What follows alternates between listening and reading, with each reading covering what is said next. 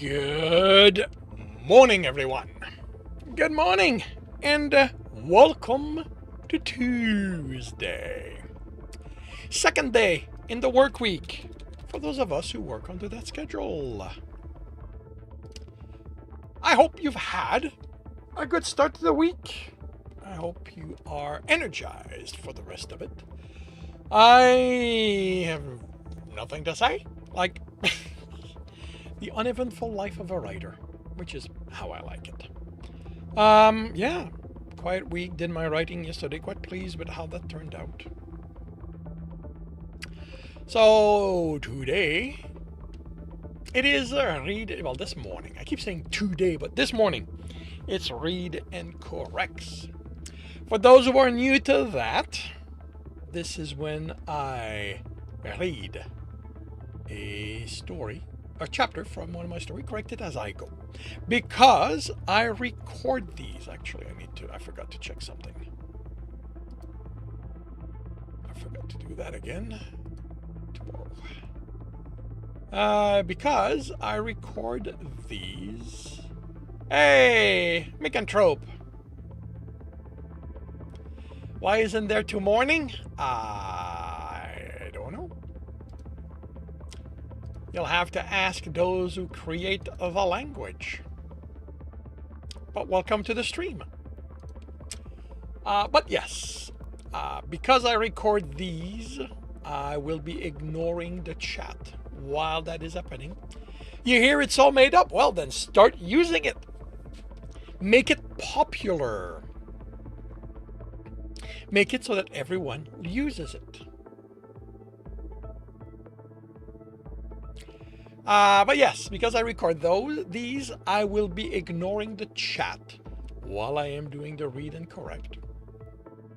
Anything said will be addressed once the recording is done.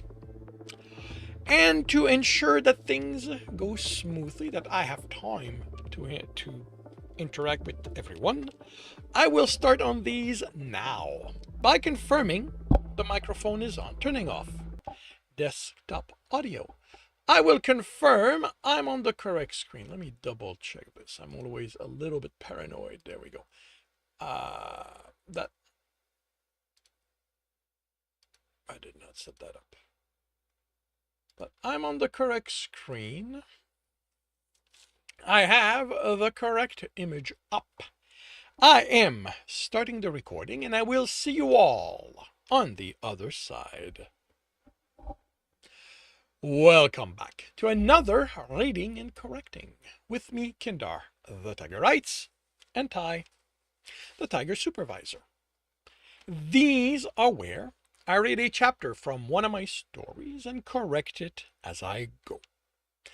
If you want to listen to these live, it's every Tuesday morning, 8 a.m. Eastern Time, on Twitch and YouTube.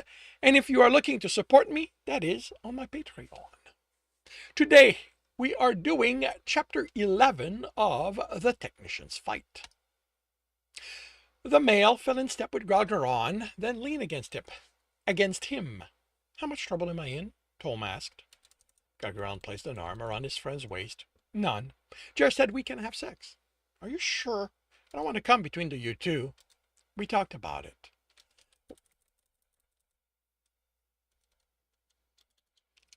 He said he's okay with it. The others? I'm pretty sure the engineer misses you. Groggeron chuckled. I think I'm still in trouble with him for the Earther's wreck. But I'll talk about having sex with the rest of my friends after the shift. If you aren't busy, you could go talk with him. I think he'd appreciate knowing you aren't going to stalk him again. What if he isn't ready after what we did? Be a little courageous this time, Tom. The worst that can happen is Jer will tell you he needs more time. He rested his head on Groggeron's shoulder. And where are you going? People on adjudication have to stay on the station. Once I know when Jeremy needs to be there, I'll figure out when we go. I'm heading to the bridge to get some work done. Done. Since I've had to spend yesterday on the station, How about we get together after me and Jer have our talk? Even if you don't need to be comforted from your confrontation with him. Tom rubbed muzzle against the side of his head. Rubbed his muzzle against the side of his head. I'd like that. The notification of the contacted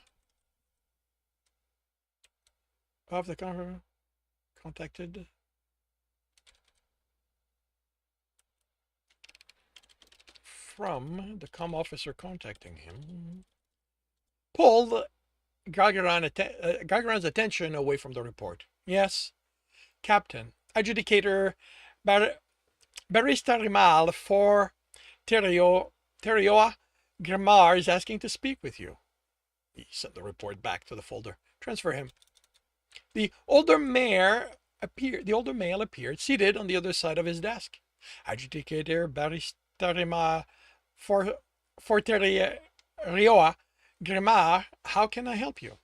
The Earthers have lodged a complaint about you not returning to your assigned quarters on the station. He rubbed the top of his muzzle. How about you tell them to go fuck themselves? He realized what he'd said out loud. Using less offensive language? The educator laughed. I'm sure you can come up with something more plausible. He sighed. Tell them there was a ship emergency I needed to deal with. The one with your heart and that other male? I don't think they'll accept that. The other male snorted. They can go fuck themselves. Gargaran stared. The male laughed again. I'm home. I'm not required to be politic in what I say. But this falls within family law, so they'll have to accept it, no matter how they feel about it. It must have pleased Zinnia Haran to have such an energetic heart. I take it you are the one who requested a copy of the security feed then. The request had come from the adjudicator's office, and he'd wondered why. Well, after the Earthers made the claim it could be falsified, I had to make sure it was authentic. Falsifying a live feed, he replied dryly. Of course. I hear there's an Earther on the station who isn't as small-minded as the others. I'll have to see if I can get in contact with him. He's still here? We hadn't discussed his plans. For once, the formalities were done with, but Gargaran had gotten the sense the Earther wanted to return to space. Hopefully? I'm not so old I no longer want to experience new things. All I ask is that you keep the feed private. My heart is only now starting to get used to our ways when it comes to sex. I don't think he'll take it well if the entire station is aware of what he did. I promise this feed will not leave my possession, but I'll also point out that it was broadcasted in the adjudication chamber with people in the audience. You should prepare him for the fact people will know he has had sex with that male. He rubbed the top of his muzzle again. Something else to talk about while they ate. Thank you for the reminder, adjudicator. Out of curiosity, why you? There isn't usually a change in adjudicator mid-shift, he added at the tilted ear. And I expect you have the seniority not to have to be a last-moment replacement. When the Earthers asked, they were informed that Jarmikal's puddling had an accident, so they needed to attend to immediately. The records show that my proximity to the chamber made me the best choice to ensure a speedy continuation of the session. It's simply Zenila Haran's meddling that caused all of this to line up, so I was there for your session. Not that the Earthers believe that. Not that the Earther believe... Is that? What?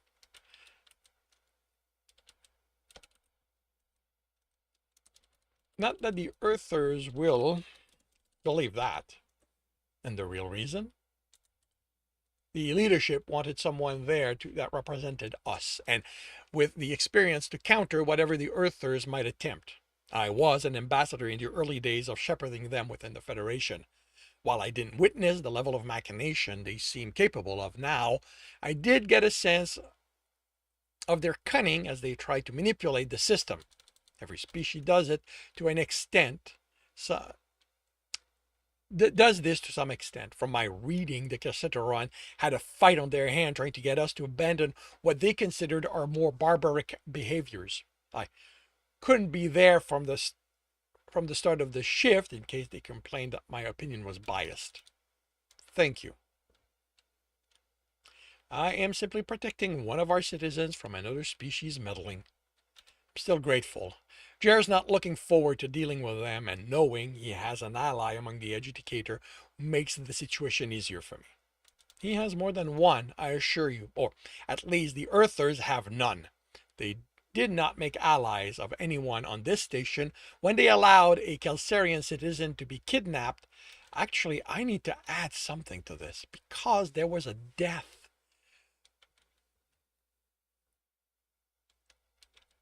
A citizen to be kidnapped and another to be killed. And this brings me to a last thing. The session for your heart to confront the Earthers is set for tomorrow. You can't be present. He kept his tone neutral. Well, he'll be there. I have no doubt, Captain. And that concludes Chapter 11 of The Technician's Fight. If you are enjoying this, please leave a like. If you want to know when the next chapter will be up, subscribe and hit the bell. If you want to read this story, it is available on Ream Story. And if you are looking to listen to these live, it's every Tuesday morning, 8 a.m. Eastern Time on Twitch and YouTube. Links are in the notes, and with that, I shall wish you a good day. Alrighty.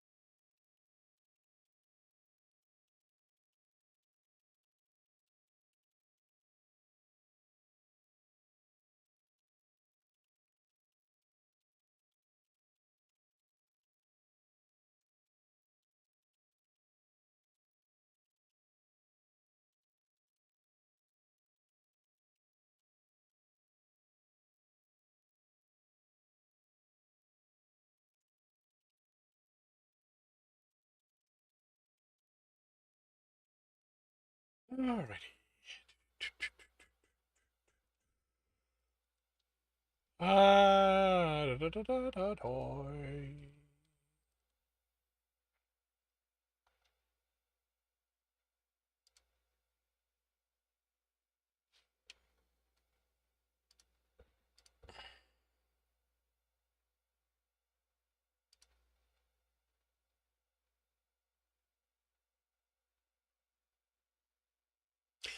Yes.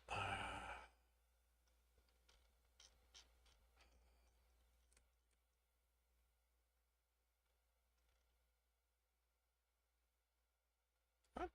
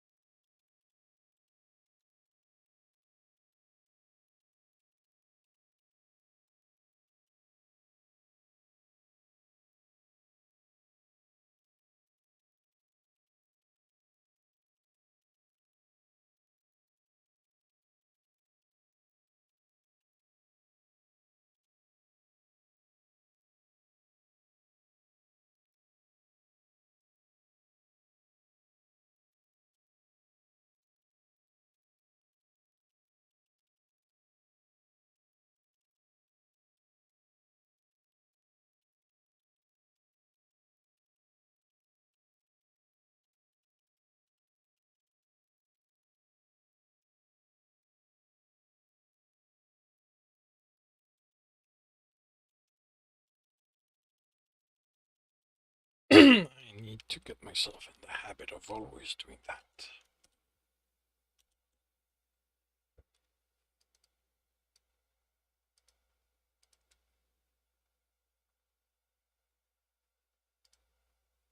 Oh, right. Forgot to compile this again.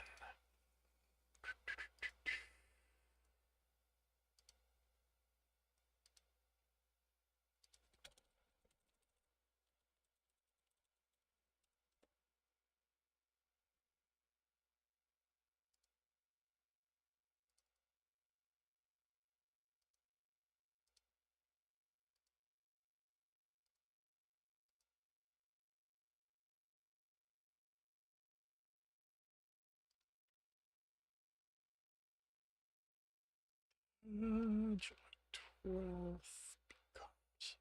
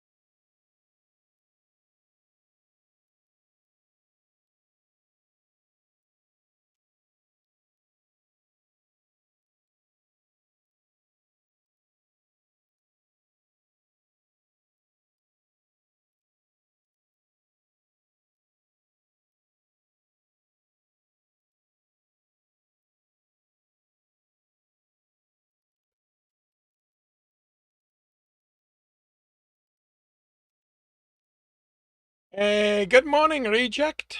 How are you doing today? Hey, Kaz. Welcome to the stream.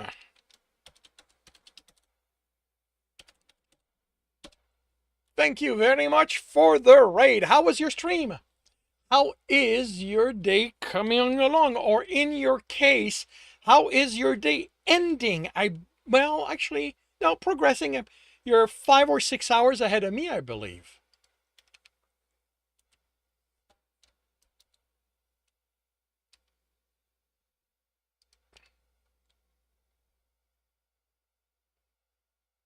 Eight hours. Okay. Well, it's 8:20 for me. I thought you were in Germany. Okay, I am horrible at remembering people, so let's not try to establish where you are, but 11. Holy bleep. Well, then it's evening for you. Wow. Okay, now I have to ask, where are you? For some reason, I thought you were in Germany.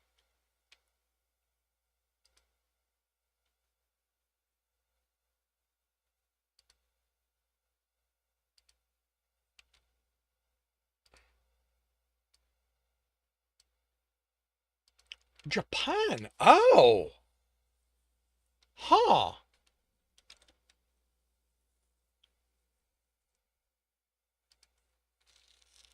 You thought I was in the western side of the US. I'm actually on the east side of Canada. I guess we're all a little off in where we think the other one is. Interesting. You know, I don't need this to be that big, so let's just see if I can do that. Now, are you going to... Don't save. That might screw things up. So 13 hours difference from my place, to be specific. Wow. So yeah, it's definitely evening for you. So I hope the rest of your day, the end of your day goes well. I am doing this morning read and corrects. So I don't know if you've been here before with that, or for those, or the people you rated in with you. But when I do these, I read a chapter from one of my stories and I fix it. I correct it as I go. I record them because I then post them to YouTube. And so while I'm doing this, I will be ignoring the chat. Anything said there while I'm recording, I will address after the fact.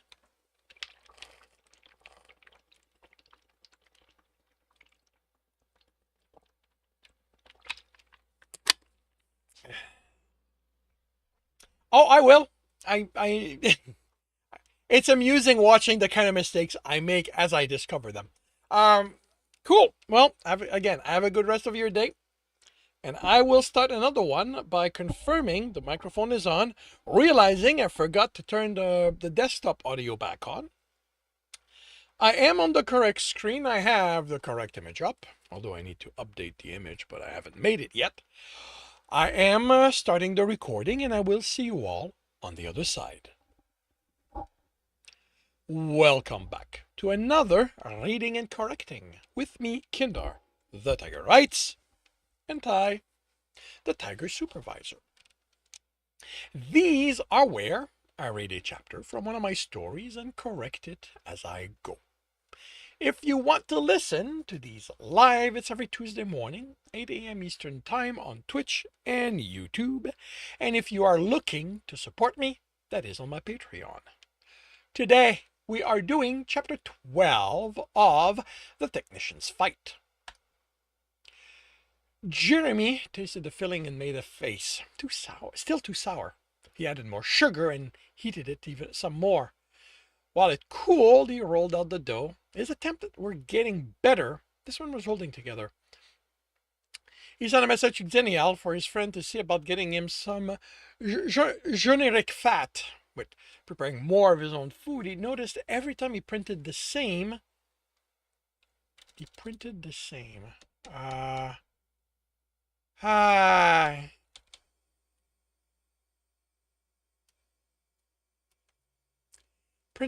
he printed the same food. You know what? Let's go with that. Every time he printed the same food, and I know why I did not put food there because it's already here, but I think I don't have a choice. Actually, you know what? Preparing of his own meals. He'd noticed every time he printed the same food, the taste was slightly off, and he wondered if that extended to the ingredients. If the taste was off, could their effect on when he cooked also be different?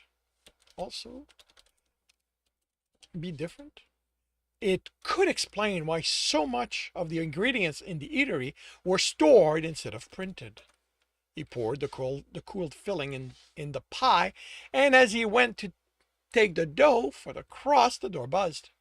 Jimmy was surprised to find a bashful brown, black, and white furred Kilsarian on the other side. "Hi," Tommy Mortoral said. Jimmy shook himself out of his surprise. "Hi, come in. Growl's off to deal with ship stuff, but I can call him if you want." "It's okay. I came to see you, but I don't want to bother you." The guy was looking around Jeremy at the table with his new pie attempt. He chuckled. "You weren't bothering me.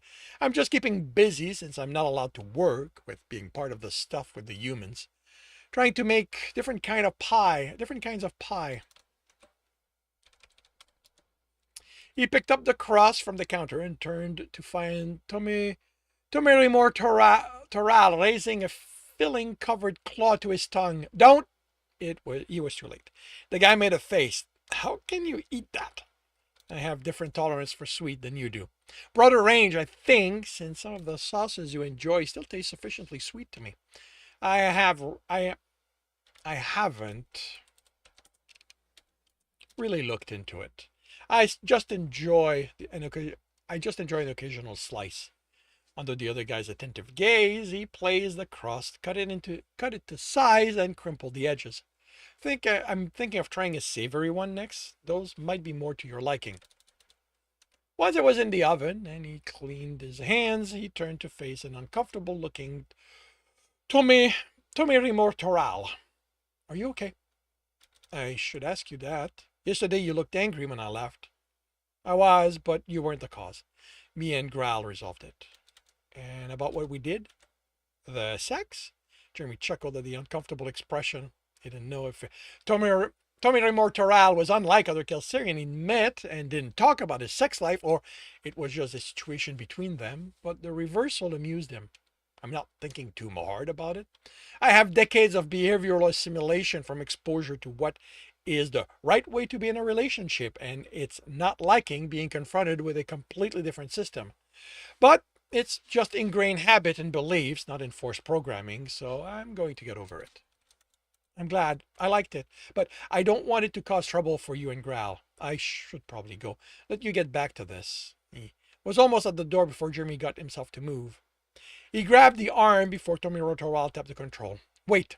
As the guy turned to face him, Jeremy focused on the sensation of the fur in his hand. As with when he touched Gaguran, there was an added sensuality to fur against his flesh. It was a reason he limited his contact with others to hugs. Now he remembered the feeling of Toral's fur moving against him while they had sex, and he forced himself to let the body react. He had pants on, so it wasn't like he was advertising, and he trusted Galguran's friend not to think this meant anything. He let go, his face burning at the memory of the guy's leg over his shoulder, the fur caressing his neck while he... Jeremy Bradshaw? Sorry. He breathed.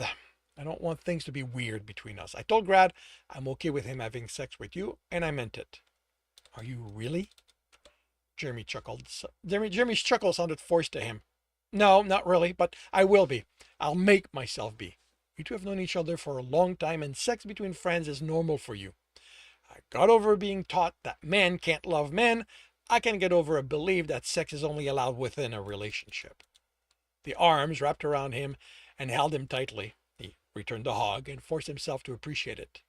Thank you, Tommy Toral said, letting go. And I'm sorry for all the stalking. I should have just talked with you. It's in the past. And you came to talk with me this time, so there's been improvement. Do you want to stay? I can make something to eat. I can make us something to eat.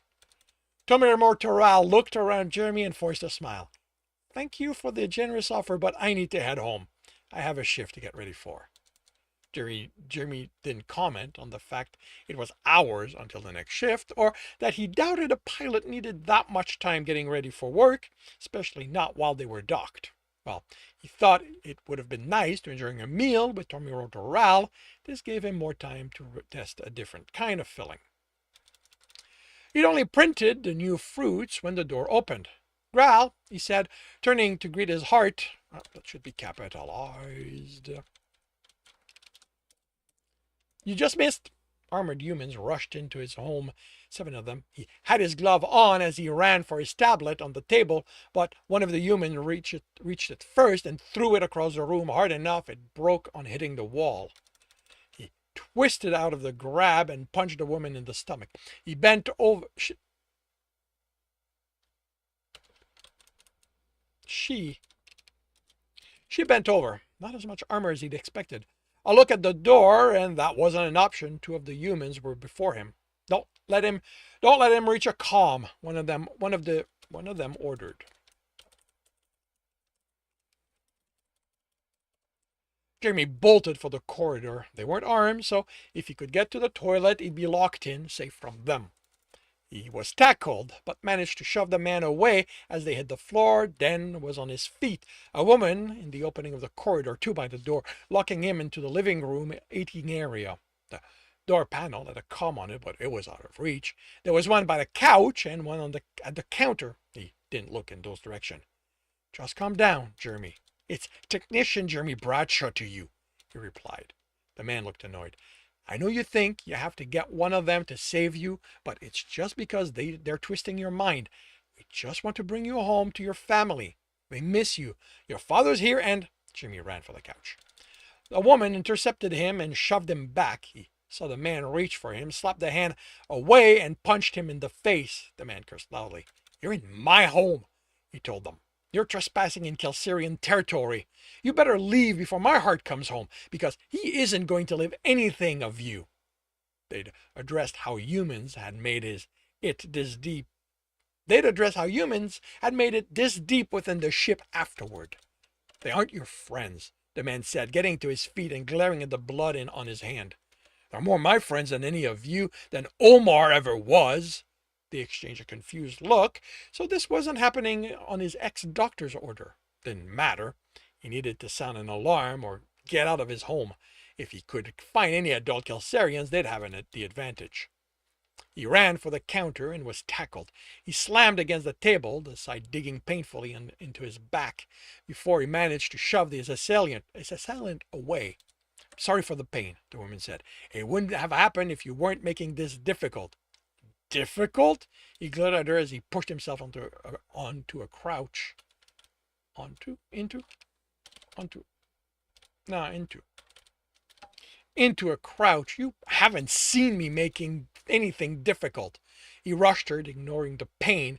He slammed a shoulder into her chest and turned to face the other as she landed. Come on. If you think I'm making this easy on you, you're dreaming. A man came at him. Jeremy sidestepped and punched him in the side, then kneed him in the crotch. Hunter didn't fight fair because his enemy wouldn't. He grinned at their surprise. I thought we were bringing back a civ, not a soldier. He's just a guy. He's just a guy desperately clinging to the lies, that will be plural. He's been told they probably programmed him to die instead of returning home. I am home, you son of a bitch. He ran at him. He was going to teach them a lesson. They were going to regret messing with him in his home.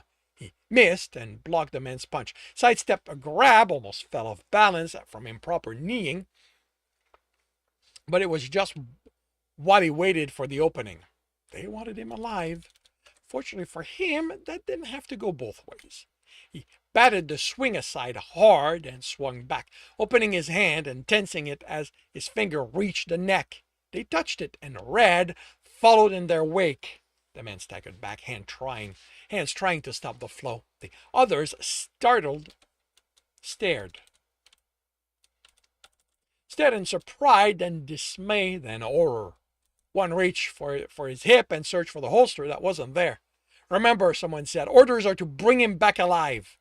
They came at him together, getting in each other's way, but it was 6 against him. He'd been an idiot. He dodged under a grab, elbowed someone's side, and ran for the counter. He considered the comm, but they wouldn't give him the time to use it. He didn't know if it was designed to trigger an alarm if it was broken. What he needed was something that would sound the alarm regardless of what happened to him, and it needed to happen quickly. He reached the oven with one of them falling on his back. He grabbed onto the locked door's handle with a hand to keep from being pulled away while deactivating the safety protocols and raising the temperature as high as it went. Then he shoved the one on his back off and turned in time for a hand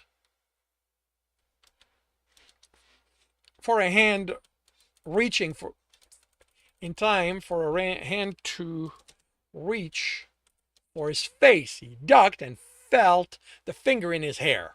They pulled and he staggered to the side. They pulled forward and up. They pulled up and forward, then down. He saw the tabletop, then his vision exploded from the impact. Up again and down. More pain. A third time, and darkness. And that concludes chapter 12 of The Technician's Fight. If you are enjoying this, please leave a like. If you want to know when the next chapter will be up, subscribe and hit the bell. If you want to read this story, it is up on Ream Story. If you want to listen to this live. It's every Tuesday morning, 8 a.m. Eastern Time on Twitch and YouTube. Links are in the notes. And with that, I shall wish you a good day.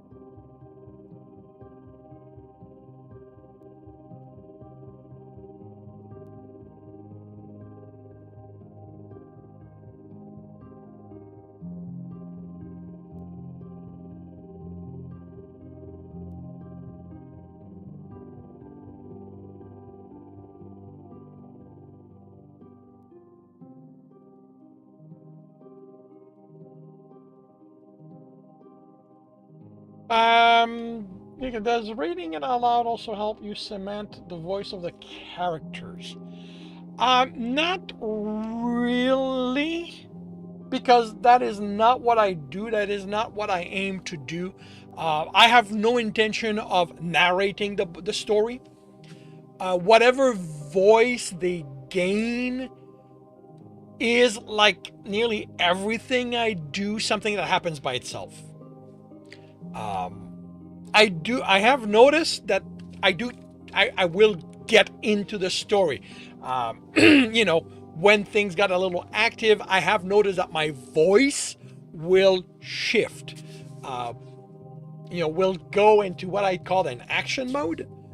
And I do try to modulate voices, just make them a little different. But I have no outright plan. Like, this character needs to sound like that. This character, it's just, I just do it. I'm a Discovery everything. I'm a Discovery, like, again, I don't really plan anything. I find it very difficult to do a lot of planning. And I don't know if I've explained that before, but I lack the ability to see multiple steps ahead. If I sit down and force myself to it, I might be able to see 2 steps ahead in a plan, and that's not really a lot. So it's much more comfortable for me to just let stuff happen and react to that.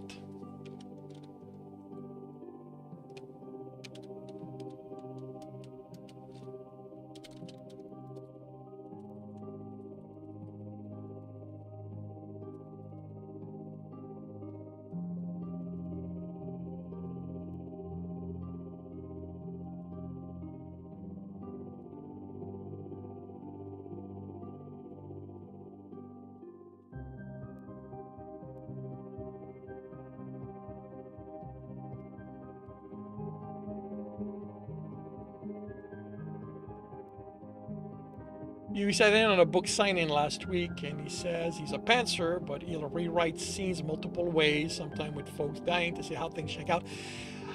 I've heard other writers that I don't really have. It is not something I do. I've never tried, and I've never felt a need to do it. And my personal reason for that is the characters know what the story is, and I'm letting them live it. I'm simply recording what happens. I will nudge things in a certain direction, but once it's on the page, I might tweak things to, make it sound better, to, again, nudge it a bit. But once it's on the page, it tends to stay there. I can only think of one incident, one situation where stuff got removed or redone, and it was on the order of my editor. It was book 4. It was Shattered Salvation, book 4, the Tristan series. And the main thing that caused him to put his foot down is that I had gone over the 150,000 word limit that he didn't impose it, but he really wanted me to stay close to that because he dealt with printing the books, and going over that changed a lot of the numbers, and he started not making enough money for it to be worthwhile. And when he went over, what are you doing with this character? Why does he have a point of view and all that? And I explained my reasoning. He later went, that makes no sense. That doesn't work. And he was right, because all of that was in the service of one joke that did not land. So I took the character out, took his point of view out, rewrote the scenes where the information that he was bringing in needed to be there. We were able to trim it down below 150,000 words, and I agree with him that the book was better because of that.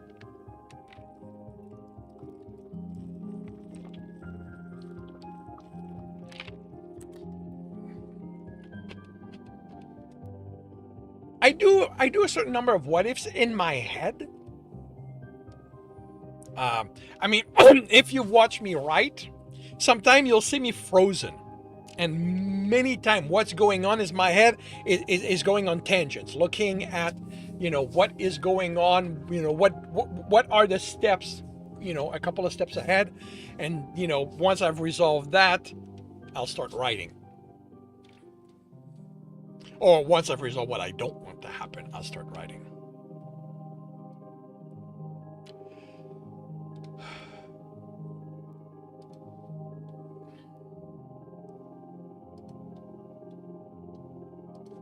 But yeah, I definitely give a lot of control to the characters, which it's part of, my discovery process. It's how, as I said, I let the character live the story.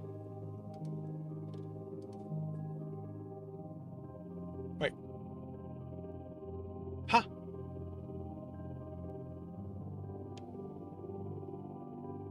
Oh, right. I'm not compiling it. I'm uploading it.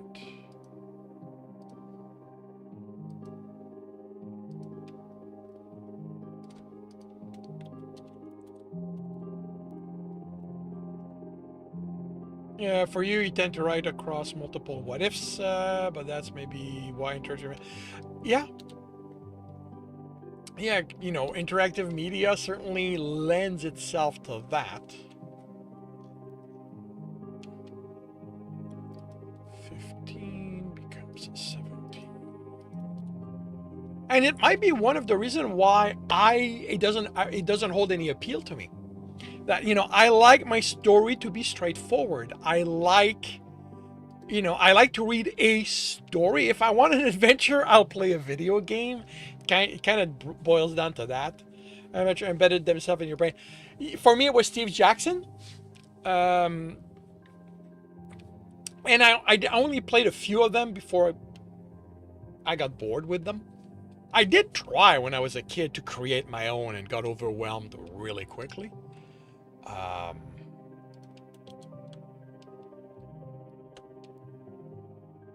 Okay, you're posting that.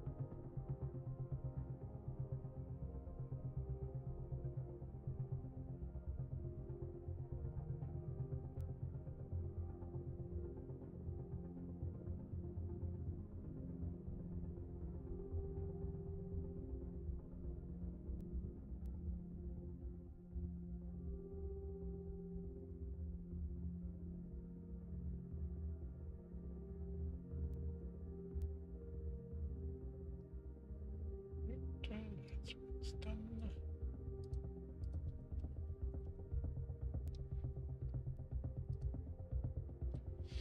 Alrighty, I will start on another chapter by confirming microphone is on, turning off desktop audio. I will confirm I'm on the correct screen. I have the correct image up. I am starting the recording and I'll see you all on the other side. Welcome back to another reading and correcting with me, Kindar, the Tiger Knights, and Ty, the Tiger Supervisor. These are where I read a chapter from one of my stories and correct it as I go. If you want to listen to these live, it's every Tuesday morning, 8 a.m. Eastern Time on Twitch and YouTube. And if you are looking to support me, that is on my Patreon. Today, we are doing chapter 13 of The Technician's Fight. Captain, the comm officer said, bypassing the usual wait for his acknowledgement, there's a fire in officer lodging. It's have emergency deal with it. He cut them off, annoyed that a seasoned officer had acted like this merited overriding his approval overriding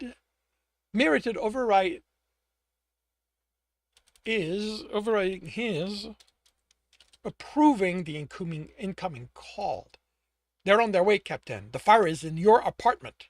He disconnected. Jer, he called, bypassing his heart's waiting system. Jer, are you all right? He rushed out of his office. Scan for Jeremy, he ordered. Scanning, Captain. He's not... okay. No, actually, the system would be fairly quick. He's not registering, the male said, dismayed. Widen the scan. He might have left and forgot he had something cooking. Except that ignored the automated shut-off system to prevent this kind of incident. It was a ship-wide scan. He's not registering as being on the ship. Maybe he'd gone to the station, he told himself. You know what? I don't need this. Maybe he'd gone to the station to keep the mounting panic under control. Nah. Oh, that's. Maybe he'd gone to the station. Except he wouldn't do that without asking for an escort, not with the Earthers docked. Captain, scan analysis registers a life-left form in your apartment. It identifies it as Earther. The pain in the male's voice accompanied the sorrow in his eyes. No, he refused it. Jer wasn't dead. He couldn't be dead to something as stupid as burning food. He was halfway to the door. Emergency are entering the apartment. Calm called out. The door opened. One of them is demanding to speak to his alpha. He almost said to have them go fuck themselves. He had to see to his heart, but he was the alpha first. Had to be. More than his heart depended on him keeping a sense of who he was at all time. On broadcast, he said. He'd remained focused when the Earthers had kidnapped him. He would remain focused now. Alpha, the emergency female said. I am Hunter Hortinkness Frotirk Kalila. There is an Earther corpse in your apartment. It's not your heart. His breathing had eased the moment she described it as an Earther corpse. His hunters were too aware of his feelings for Jer to be that clinical. An image appeared as he stepped to the center of the bridge, rapid motion as the tablet was moved, to show an Earther male in black clothing, neck clawed open and blood pooled. The armor is light, the hunter said, designed for easy motion rather than protection against heavy weapons. Scan for Earthers, he ordered, and someone find out how they got on my ship. He called up the feed from the docks. It had to be how they'd boarded, not that he knew how they'd manage it without being seen. His crew and the civilians came and went at all times while docked. Scans aren't registering any Earthers on the... What's that? He was at the scan station. What's what? Bringing up the scan, the officer said, I need others to confirm what happened. In front, a representation of the halls appeared with blue dots moving through them, representing people. What am I? A dot vanished. There was someone there, right? The pilot said. I didn't just imagine. The dot reappeared on the other side of the intersection. They have stealth tech, Gagarin announced. They are... Where are they in relation to the fire? He imagined the image widen and his and Jer's apartment highlighted in blue. They were away from the docks. He set the call to his betas. This is your Alpha. We have an emergency situation. A pack of Earthers has boarded the ship and is taking Jeremy. Gather your hunters and coordinate with Scan for where to deploy. Orders are to remove crew and civilians from harm's way. Do not engage unless there is a danger to them exiting the ship. He would deal with them. He set a private link. Brel, sorry to take you off this hunt, but I need you on the bridge. Already on my way, she replied. I figured you'd want in on this. Predictive algorithm, the scan officer said through his comm, puts their most likely destination within this range. A section of the deck highlighted in red. I have confirmation of their presence here. A white dot appeared further down the hall. The hall he was in.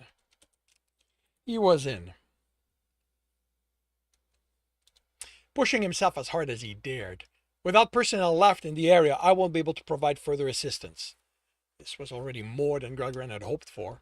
He hadn't expected the Earthers to have scan-proof tech. He didn't know any species with tech that shielded them against scanning. He'd gained a few packs during his travel and one hunter who shouldn't be there. We're going up against Earthers, Tarek Salminial stated. We need to keep packs back to take over when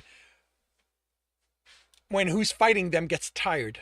I've been training with Jeremy, he added when Gagarin glanced at him. Earther stamina can't be underestimated in a fight. That justified his presence. How many packs do we keep back? A look told him he had 20 hunters against an unknown number of Earthers. Without knowing how many we're going up against, I can't say, the hunter replied. It's less than a full pack, Alpha. A Beta said. There's only so many people who can move about without being noticed. Then I recommend one pack stays back. Stay back. One pack stays back. With the hunters coming in as needed. With the hunters,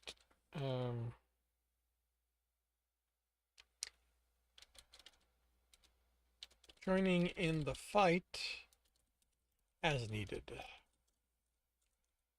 Thinking back to Jeremy's run, how long he could and how long he could last in bed, Gagran called up the location of the other packs. They were taking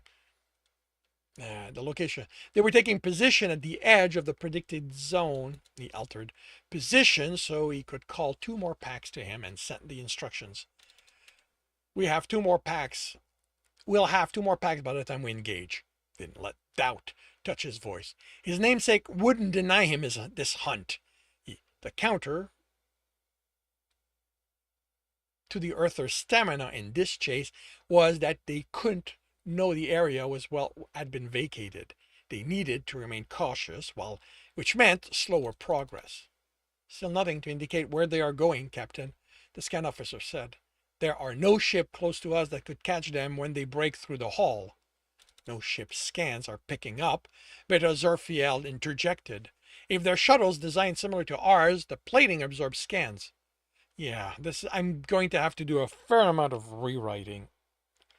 I'm not currently consistent with because he just stated that scan-proof tech doesn't exist. So I'm going to have to rework things, which makes them look like the rest of nothing around us. I think this is how I sort of janked it in place to make it sound like it fit. The only way to detect them is for something to pass between them. Huh. Okay, I'm repeating that later down.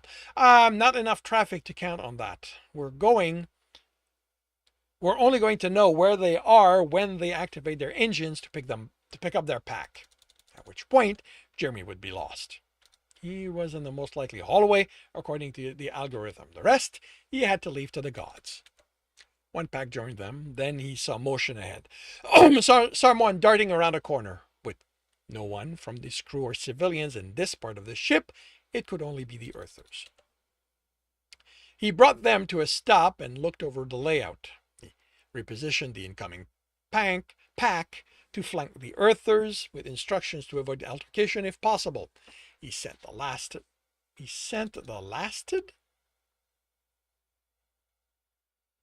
the last pack, latest, now closest pack to the other flank. They'd have to exhaust themselves to reach the battle in time, but hopefully they'd be able to catch their breath before they were needed. Someone peeked around the corner, away, then in their direction. Incoming! The Earther yelled before vanishing around the corner. We take them alive, Gagran ordered. Do what is needed to subdue, but do not kill. They are not escaping the consequence of their actions that way. This time, someone would pay. 5 Earthers stepped into the hallway. Remember, when you hit them, don't stop. They should fall before you get tired. Our job is to make sure the package reaches its destination. I don't think they realize we understand Earther, but as Azurfiel said, package has to be the equivalent to prey. It means at least one of them is out of this fight with your heart. Coordinate with the other packs to rescue Jer. No death, he ordered. Plenty of suffering, but no death. Understood, Alpha. Remember the hunter's warning, he said. Unlike the Earthers, he wouldn't take for granted they hadn't learned his language. Otherwise, bring them down. The Earthers made it easier on them by rushing forward. Gagran took on the male in the lead, blocking and punching hard. The Earther reacted to the impact, but only by wincing. As light as their armor was, it was enough to negate his strength advantage. He felt the Earther's punch enough to figure the gloves were reinforced. After a dozen exchange, he stepped back, his breathing becoming labored, and the Earther pressed, as he'd instructed the others. Gagarin went on the defensive, going for minimizing his motion, counting on his natural toughness to take hits that let him catch his breath, but the Earthers kept forcing him to maneuver out of the blows to his vital area. He grew concerned about how well the Earthers knew how to fight him when a hunter landed on his opponent, bringing him to the ground and rolling away. Before the Earther was up, another hunter ran by, landing 2 punches before being out of reach. Another shouldered the Earther and was out of reach. Stopped while a fourth took their turn. Then the first was by him, punching away. He looked around while his breath returned, and his hunters were using a variation on this technique with each of the Earthers, using their larger numbers to give each of them time to attack, then rest. Once his breathing settled, and with the hunters having these Earthers in hand, he stalked toward the intersection they'd come from. He started his hard to. The Earther flew out of the intersection, hit the far wall, and slumped to the floor. With a Trojar der Nigarin stalked out of it with an expression that might promise death if Gagarin hadn't forbidden it. He grabbed the female by the throat and raised her. She remained limp, and he snarled. A hunter stepped into the hallway, cradling an unconscious Jeremy in her arms. Alpha, she greeted him and offered him his heart. His face was bloody, the skin broken on his forehead and cheek, and nose crooked. They're going in cells, he ordered. Same node. I want them to see what we've done to each of them.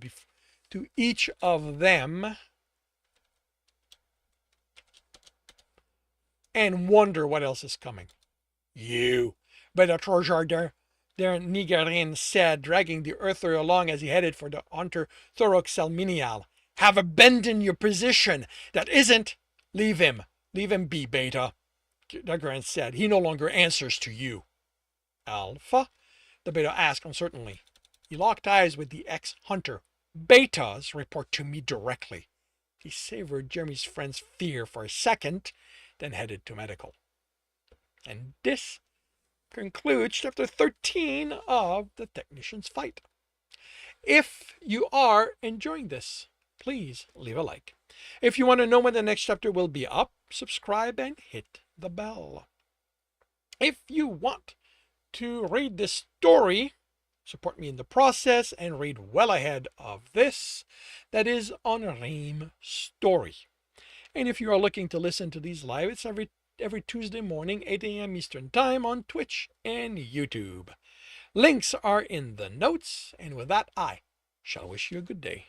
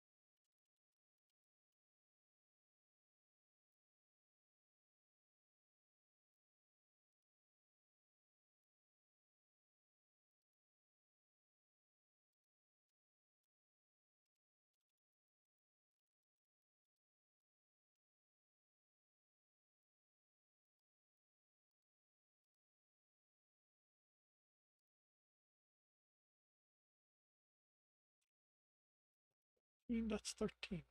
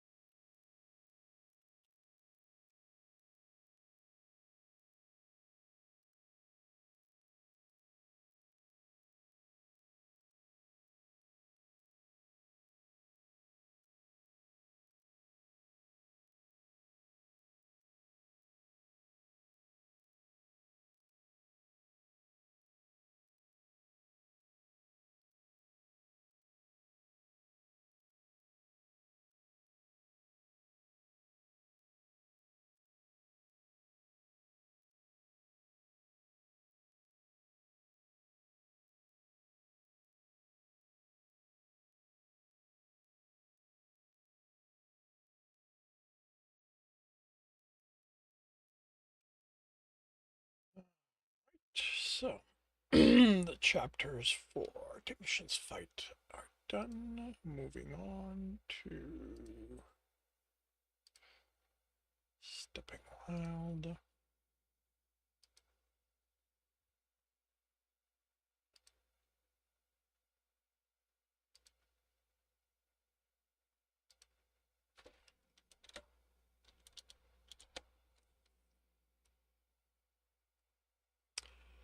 Alrighty.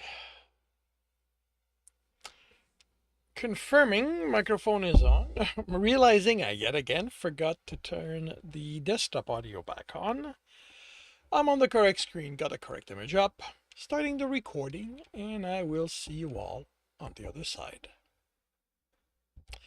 Welcome back to another reading and correcting with me, Kindar, the Tiger Writes, and Ty, the Tiger Supervisor. These are where I read a chapter from one of my stories and correct it as I go. If you want to listen to these live, it's every Tuesday morning, 8 a.m. Eastern Time on Twitch and YouTube. And if you are looking to support me, that is on my Patreon. Today we are doing chapter 79 of Stepping Wild. As Darna had mentioned, easily more than half the town was fine with so many city folks living there. Living there. Even with the strain on their food it caused. Even Rachel handed cuts of her kills to other taverns to prepare and share. Tibbs wanted to do more to help, but short of going out on his own and bringing back enough meat for everyone, which would cause everyone to ask questions, which caused them to ask questions, the best he could do was the same as the hunter. Hand over some of the tubers he collected to those going hungry. Over the days he went gathering with her, he sensed as far as he could for a sign of a dungeon. Her hunting grounds extended half a day away from the village, from nearly full Nadir to full Sunrise Ward. It felt small to him, but with how dense the animal population was, it seemed to be enough.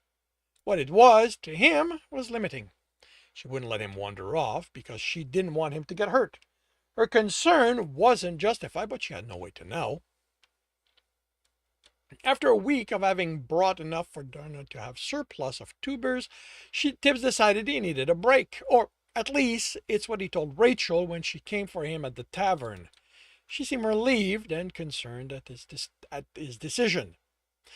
She had Nadir as usual, and he kept track of her out of habit, having learned the pattern of her essence enough that he could sense her among the rest of the village's essence unless he stopped paying attention.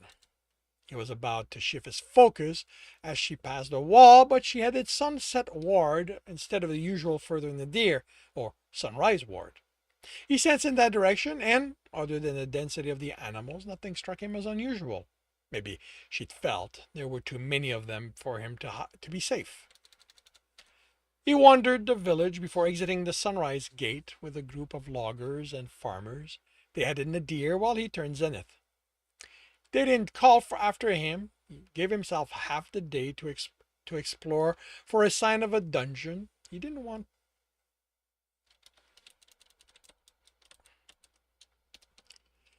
He gave himself half of the day to explore for a sign of a dungeon. He didn't want Darna and the others to wonder where he'd gone, so needed to be back before they ate.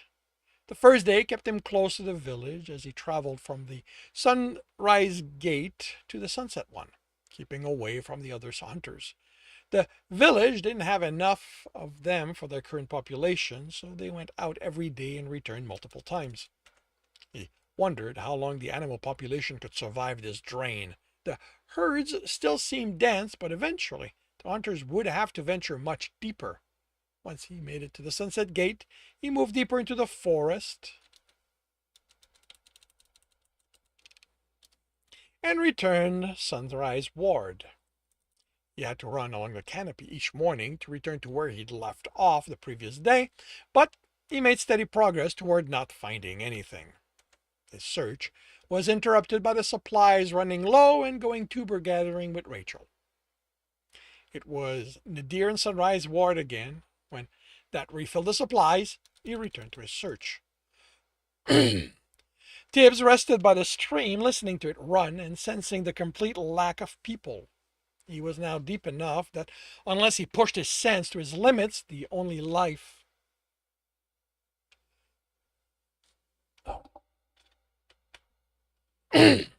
the only life essence was that of the plant and animals. There was a calm that made him miss his travels, him alone with the wilderness. A few more weeks and Tilian would move on. Tilian would move on. Hopefully, the next city along the road wouldn't have a library or university, and he could gather the money for his research without attracting the notice of the copper-haired hunter. He resumed his walking, sensing for anything dungeon mail. Simtor, there's another one approaching. The voice was deep. Okay. You know what?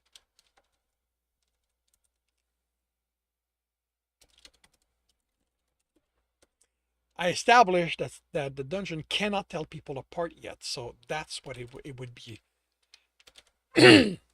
Simtor, they're back.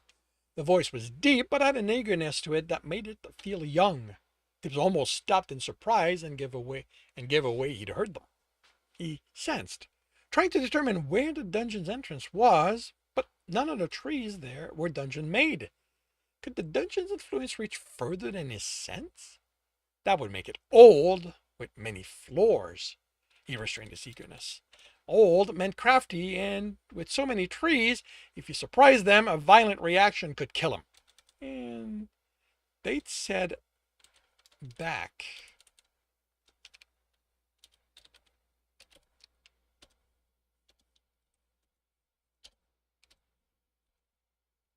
Oh.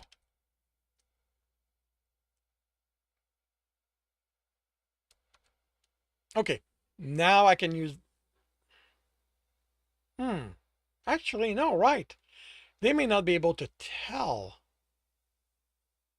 You know what? Yeah, I'm going to go back. Because Tibbs is different enough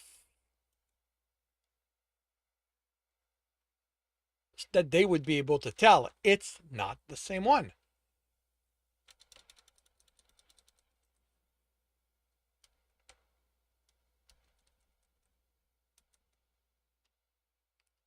Okay. Oh, that one is different.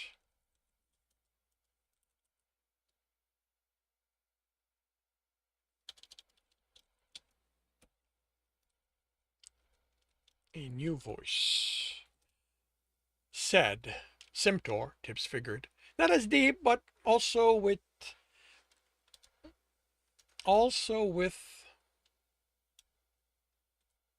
eagerness. He had the impression they were very young. With enough eagerness, he had the impression they were very young. Wonder what that means. Simtor would be the dungeon then. I don't know, the first voice said. Do you think I need to change it? With all that essence, it might expect more. Double it, Simtor said. I think I should use something else. I'm running out of metal essence for them. Okay, it's not going to be... I wasn't expecting one so quickly. Nothing else seems to work. There was no sense of direction to the voices, so Tibbs kept moving forward, attentive for the shift in essence that would mark the entrance. Why is it moving past? The first voice said. I told you to increase it, Simtor said. It has to mean the more essence they have, the more they need. Tibbs stopped. Hadn't passed anything dungeon made, but they spoke like he had. He sensed in the distance, to his left and right, maybe they meant he was now walking away instead of toward, although he didn't know what him needing more could mean. Nothing. For him not to sense the entrance meant it was far, so why couldn't he shake the feeling of inexperience as he listened to the dungeon and helper comment on his progress? He wanted to ask them, but he wanted to be inside them where they would have the comfort of completely controlling the environment as security. Hopefully, that would keep them from overreacting. And the mention of the other nagged at him. He was far from the village, but not so far someone couldn't wander here. There had been no talk of people vanishing, but with so many city folk seeking refuge. How long? Until someone noticed one of them was gone. That they'd decided it wasn't someone moving on. Families would notice immediately, but those wouldn't wander far. Lone people wouldn't be missed. He pulled his sense closer. Someone had come recently. Maybe they dropped something outside the dungeon's influence he could use to get an idea of where the entrance was. What he sensed instead was a box, a dungeon-made box. Yes, it's going for it, the first voice said. They were the dungeon. They were the one who talked of running out of essence. He stopped at the edge of the clearing. It was circular, with grass low enough Tibbs expected deers eating it. In the center was a box made of branches and leaves, a chest in the middle of an innocent-looking clearing. He crouched and brought his sense in until it was, I don't need the only. It was the radius of the clearing. This tight, he'd be able to sense whatever trap the dungeons hid. What is it doing? It asked. Maybe they're trying to decide if you put enough in the box? Simtar answered. All he could sense was the space under the clearing, a sense radiating from a central point to his left, a concentration of it, dense, so dense in that so dense he couldn't make out any individual essences. No traps, no essence in the earth or grass other than the chest, and now that he focused, a line joining it to what radiated from the core. An unguarded chest? He remained on his guard as he approached it. It's going for it, the dungeon said with so much eagerness that nearly backed away. He made it without a trap triggering, without a creature manifesting, or there's a trouble coming up with something else the dungeon could throw at him. Everything fell into the category of traps, creatures, or puzzles. If there was a puzzle here, it was the chest itself. He crouched before it. The branches didn't look as if they'd grown from the ground, but as if they'd been gathered and lashed together to form in the form of a box, almost as if the dungeon wanted it to be noticed. The top was mostly leaves, and Tibbs sensed nothing hidden among them, other than being dungeon-made. They were normal. At the bottom of the chest was a pile of metal. He carefully opened it, ready for the dungeon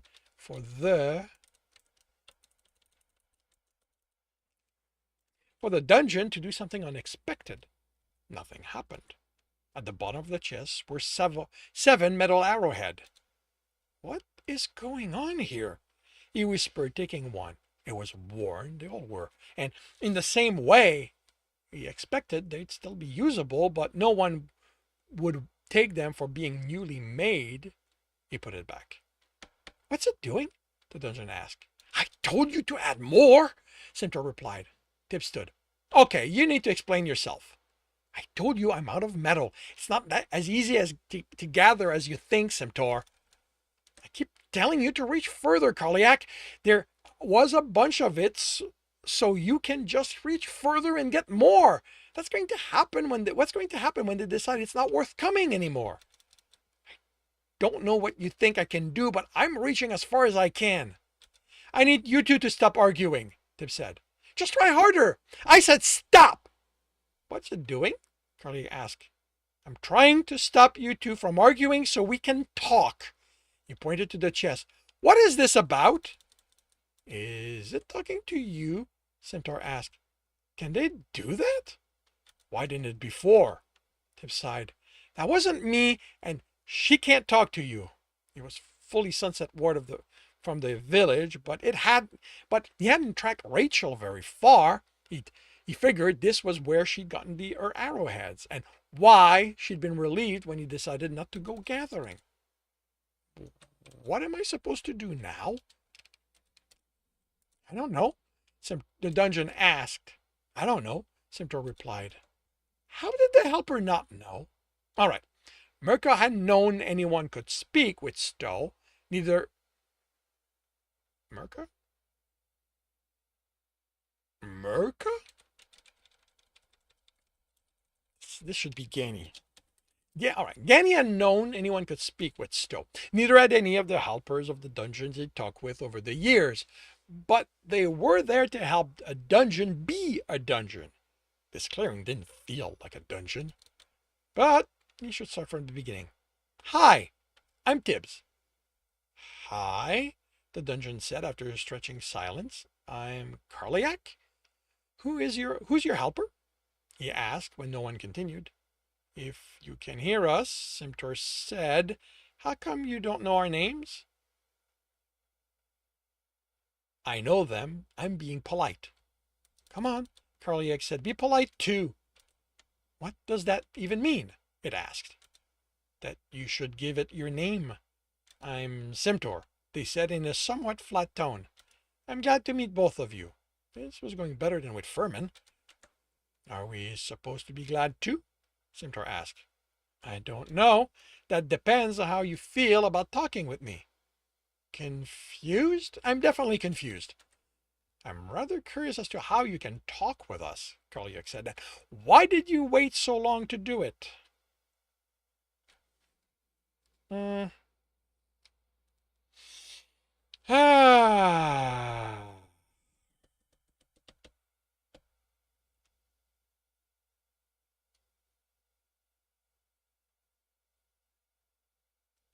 Okay. Yeah, I kind of forgot that they can tell the difference, which means they know he's not the previous one. So this needs to be altered somewhat.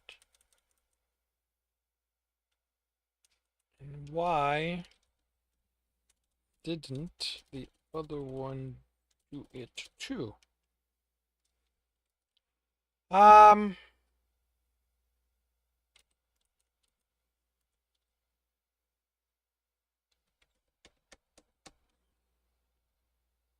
Yeah, this is going to change some things.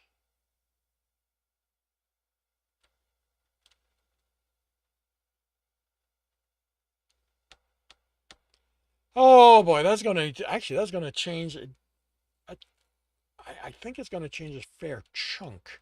The other do it too.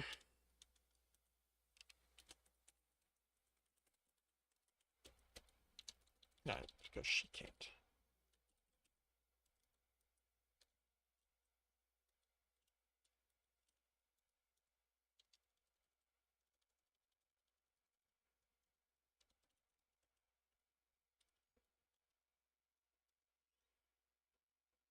What do you mean it can't?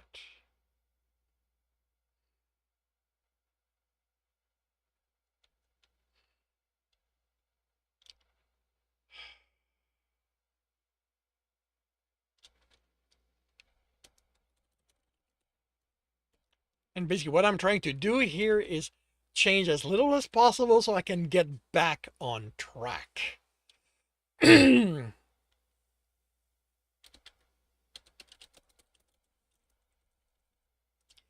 People can't talk with you. Tibbs frowned. Simtor, didn't you explain to Karliak about people? Was I supposed to? What are people? Yeah, second draft will definitely do a lot of work on this, but I think this works. It's actually second draft. Well, I am going to be doing second draft of these chapters, even though I am in a second draft of the book, because these chapters are new. Was I supposed to? What are people? How do you not know what people are? It's part of what you need to know to teach Karliak how to be a dungeon. They should have taught you that before you came. Oh, I wasn't supposed to be Karliak's helper. Whose helper were you supposed to be? I don't know. Whoever came after Karliak? That helper had to go to another dungeon when one just appeared, so I was told they were sent, or so I was told when they sent me here. And you didn't get any training ahead of time? No. Although I think they thought I had. They sent me off with a remember your training warning, then I was here. It happened very quickly, and we've been doing well, I think. He looked at the chest with arrowheads. All right. I think you do need some help. Are you willing to let me help you?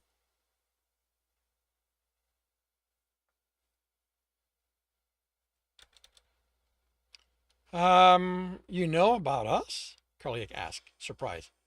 I'm a runner. That means I've had to survive dungeons. I'm friend with one. His name is Stowe. His name's Stowe. She's Ganny.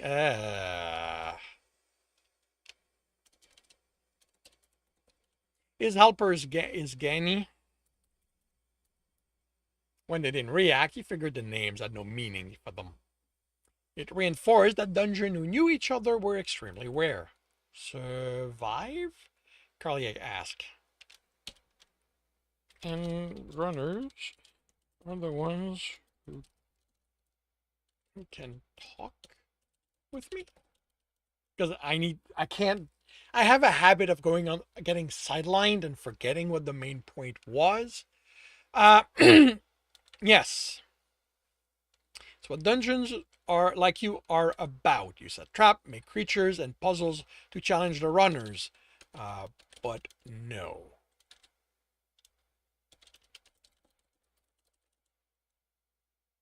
I'm the only one who can talk with dungeons, as far as I know.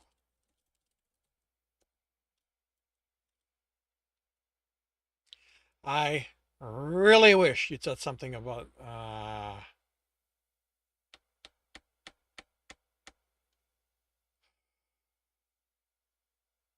really wish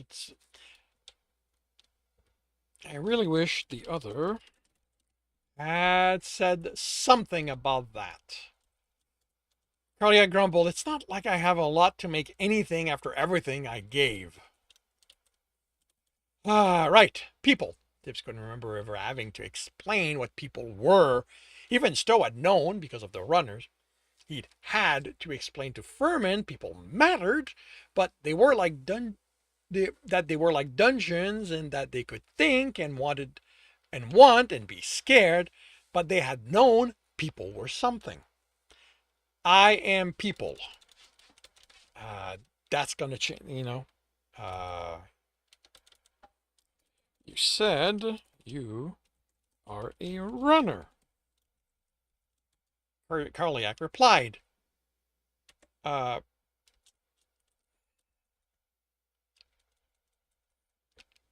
Runners are a kind of people. How come? I think I can keep the how come. But that changes. Because calls us. I don't. Why? The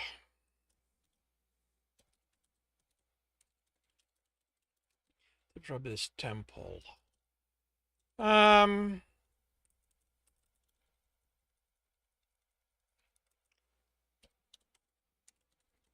They feel like calling us something.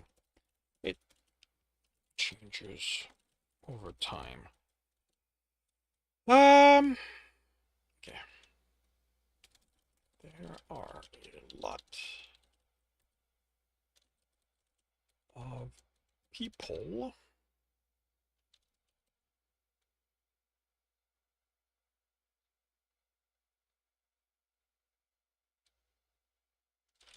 we've been around for a very long time. Scholars argue over how we came to be. What are scholar?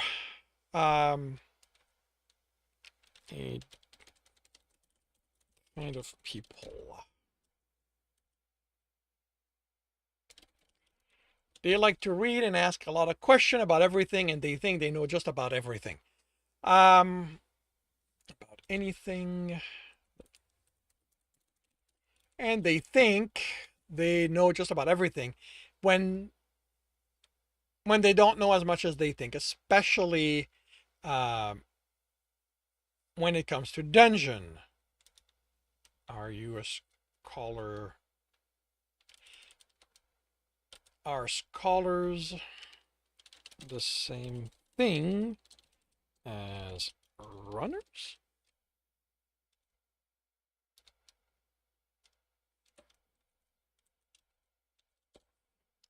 Uh, no. Oh.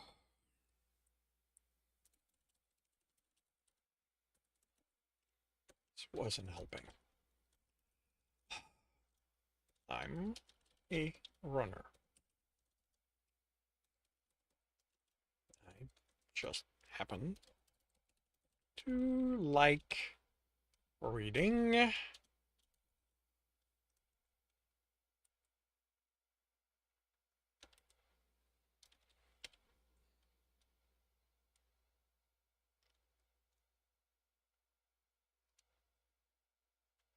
Like reading and Tibbs we had. Tibbs wished he had someone to glare at. Did you just insult me? You said scholar are people who think they know a lot of stuff, but I don't when it comes to Carliac. But don't when it comes to Carliac. They don't because they never talk with a dungeon. They didn't have Stowe as their friends like I did. He and Genny answered a lot of my questions, and I talked with other dungeons over the years. I don't know everything, but I know the basics. Okay. He was thrown by the acceptance. He'd expected he expected they were heading towards an argument about the worth of his knowledge about dungeons. So, people, there are a lot of us. There's a village. That's a place where many of them gather, about half a day's walk in that direction. That's not where you came from, Carliac said. I've been wandering the forest. Why? Simtor asked. Looking for you. Me? For whichever dungeon might be here. I wasn't certain there would be one. I'm glad I found you. I'm glad you found me too, Carliac said. You are? Simtor asked. It said it was. This is like when it gave its name, I think. Another thing, when referring to me, please use he or him. What are those? Simtor asked. They're how we refer to people. Men are he, women are she. What are women? A different kind of people. How did he explain differences between men and women to a dungeon? Can you sense how I'm different from the person before? This becomes yes. All that essence. Right.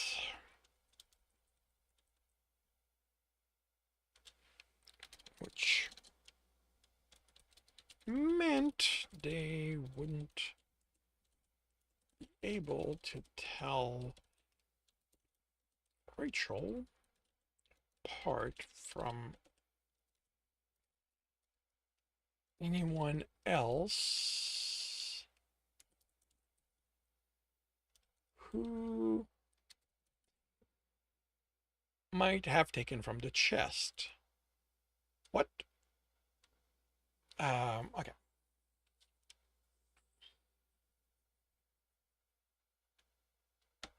Yeah, another place where. What do you feel like? What do I feel like to you, Carliac?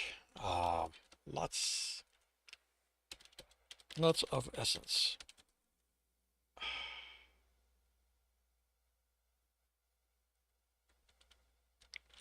What else? What else?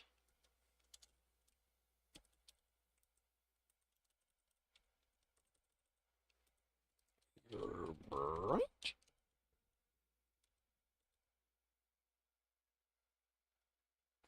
Brighter than. Um.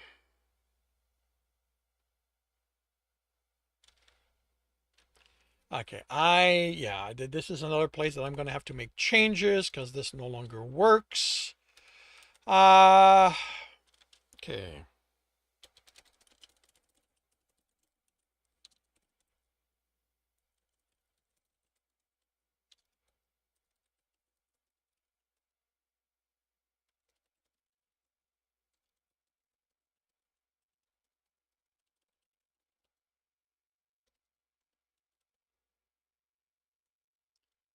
Uh,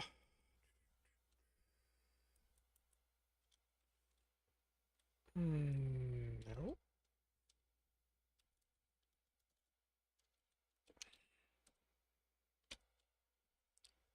Ah.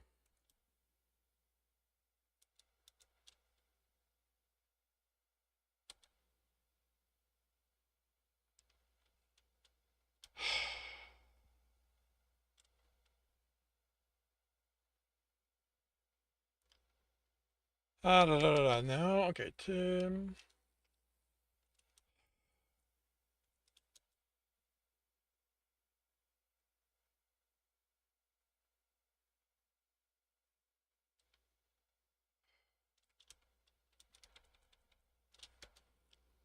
I should be able to tell my essence apart and see that it's repeated. If you compare that to the other person, you'll. What's a person? Carliac asked. Another word for people. So much for keeping this simple. Why have two words for the same thing? Simtar asked. Tip snorted. If only it was just two. People like to complicate things at times, but yes. Um, when she comes, yeah. Well, you know what? No, I can keep that like that because at this point he hasn't made his plan on how he's going to help the dungeon. So, okay, when she comes here again, if you pay attention to her essence, you'll see it's different than mine. Um,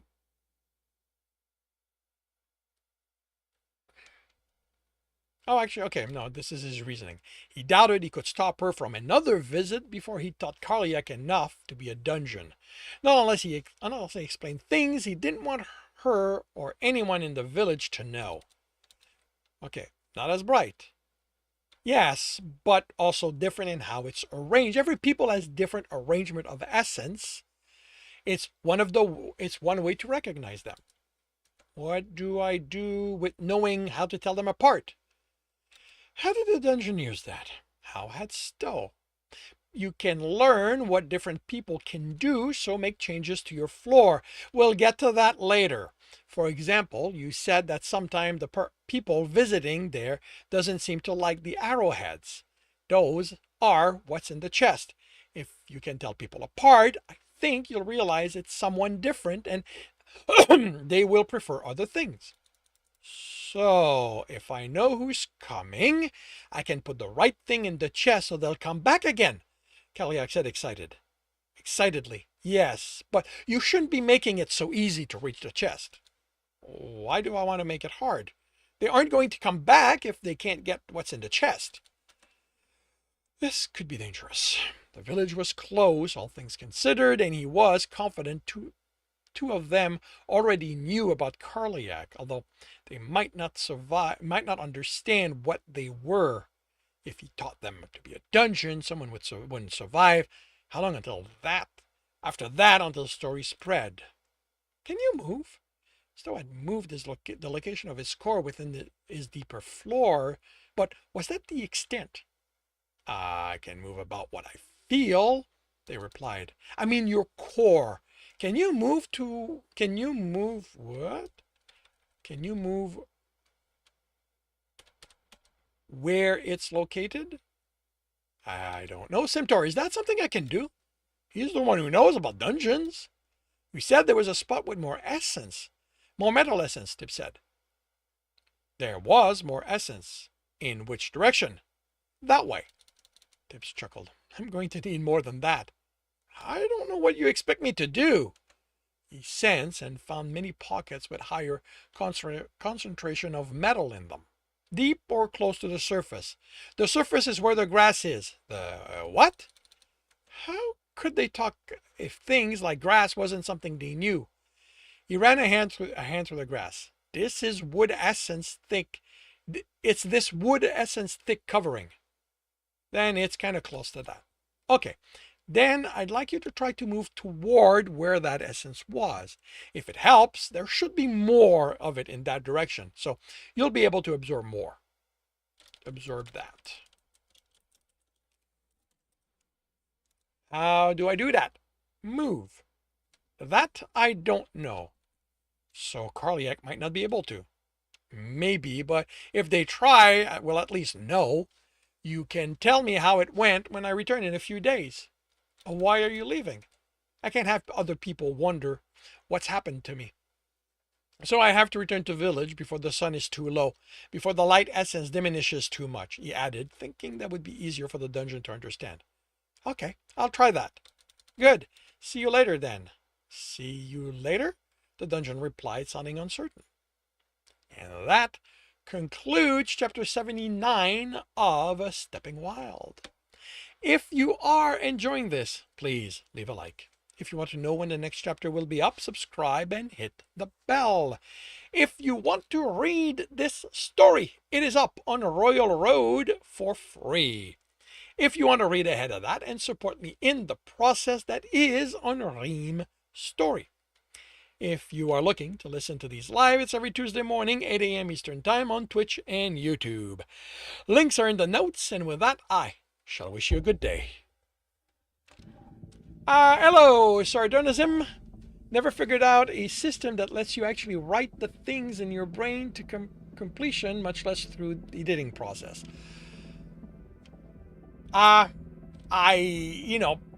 Trying stuff is the best I can offer. It's very much about, okay, to me, I'm self-taught. I have, high school and stuff like that. In my case, French, because I went to a French school. I taught myself English. So I'm self-taught. I read a lot. I always loved stories. So I read a lot when I was a kid, and then I tried my hand at writing some, and then I was able to ask other people what they thought of it, and I took these critique. I mean, even back then I had a very thick skin, so I've always enjoyed critiques, no matter how blunt they were, and I learned, I wrote more, I wrote more. Then I figured out that I needed to let control go. I'm a discovery writer. And once I realized that perfection in story did not exist, once I accepted that, it became easier for me to write. And after that, it was just continuing to write and figuring out what worked. And the next big thing that helped me was figuring out that I write better. It's easier for me to write in the morning before work than after my work day, because I was a trucker back then, and my work day was, as much as I loved it, it was still exhausting. And now that I do this full time, but yeah, and here's the thing. If if it's just something you like to look at, like you're not really interested in working at it, that's fine. But if you want to work at it, like if writing is something that you really want to do, it's about trying stuff. It will not magically come to you. A few writers have been fortunate enough that that's happened. I'm not one of those, but in the end, you have to do it. You have to read, you have to write, you have to accept it will not be good. Good is something that comes down the road.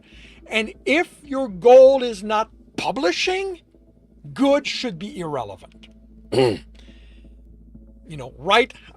Write stuff you enjoy reading, no matter if it's not great, even no matter if it's not good. Because the goal should be for you to enjoy it. And, the more you do it,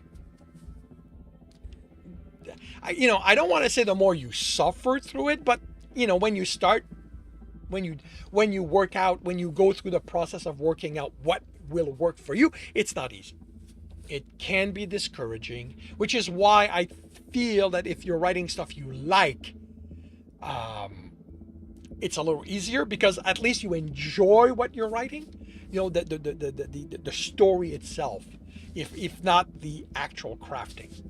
You want to read it yourself and share it with people, but you don't know if publishing is ever going to be something you want to do.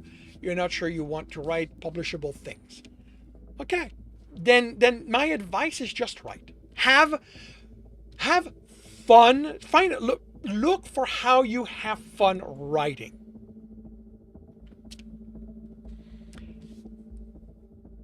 And keep in mind,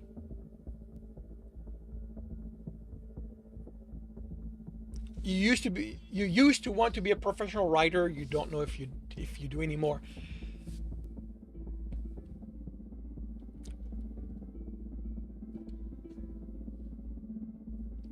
Okay. Try to write something small.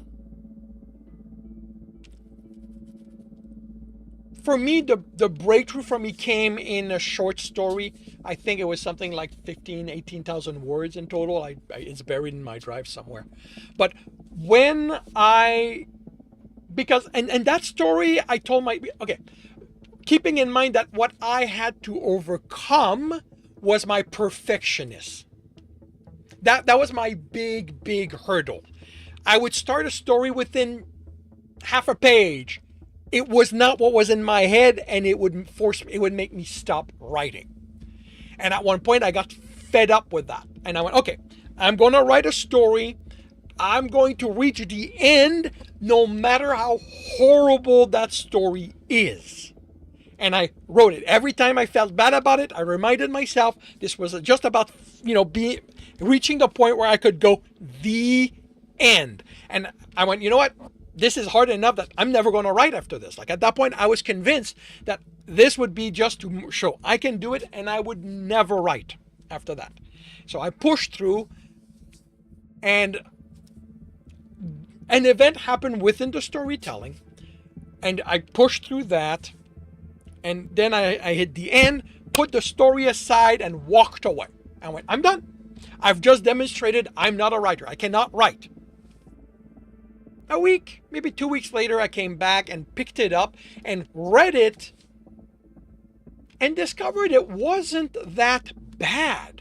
It was not great by any means, but it was not the horrible thing I felt it was as I was writing it. And this is where it clicked in my mind that, it doesn't have to be perfect to be enjoyable. And this is where I grabbed the perfectionist at the back of my head, locked him away, threw the key, set the cage down as deep as it went, and went, you know what? I'm done. I am no longer trying to write a good story. I'm just going to have fun writing. And most of what I wrote after that is not that great. But I had fun with it. And because I had fun with it, I was able to keep with it. And because I kept with it, I was able to improve ever so slowly to a point where I actually submitted a story to a short story magazine. It got denied. But I kept writing and I kept enjoying it. I mean, I've had, void where I didn't write because stuff happened, but I always came back to writing. But that's the thing, like what I discovered is that I needed to stop trying to write a perfect story and just have fun doing it. Like, I don't know what that's going to be for you. Like, I cannot know what your hurdles are. But you can, like, if you know what they are, you're ahead because now you have an idea what to confront. If you don't, the odds are good that you will only discover them by continuing to write and sort of analyzing where you keep stopping. Like, why do you not finish a story? Like, what happens? And in working out the what happens, you can start looking at how do you go around that? How do you go over that? How do you go through that? And as you chip away at it, it'll become easier. It'll become more enjoyable. And but yeah, like I think it starts with aiming for enjoying it. You know, and you already go, you want to do it for yourself, so write whatever you want to read, like you said. And when you find out, you stop, or go back to what you didn't finish, and try working out why did you stop here, and see if there's sort of a common thread to what those are. If you find one, you know see what you can overcome, and ask around if other writers have had this problem and what they tried. It doesn't mean that what they say they tried will be your solution, but it will be something to try to see if it works. If it doesn't, you keep working at it, you keep looking for how to overcome it. But yeah, like, if you can start with enjoying it, it's going to be easier to keep going through that. I will be right back.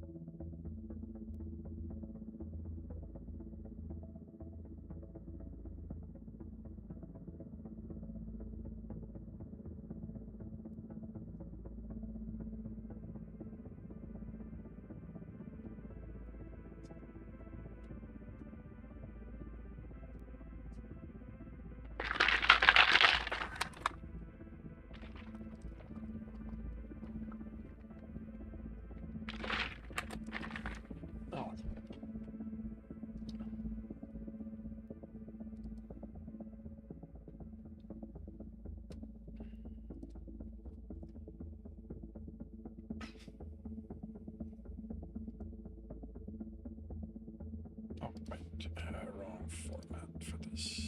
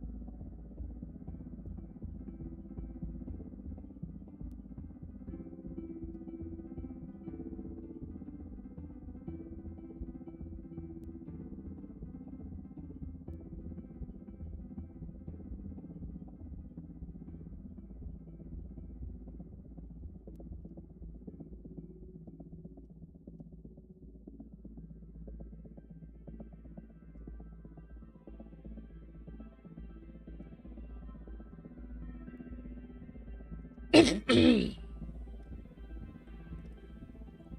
I do have a date here, so I can use that. That says 11, so this is going to be 14.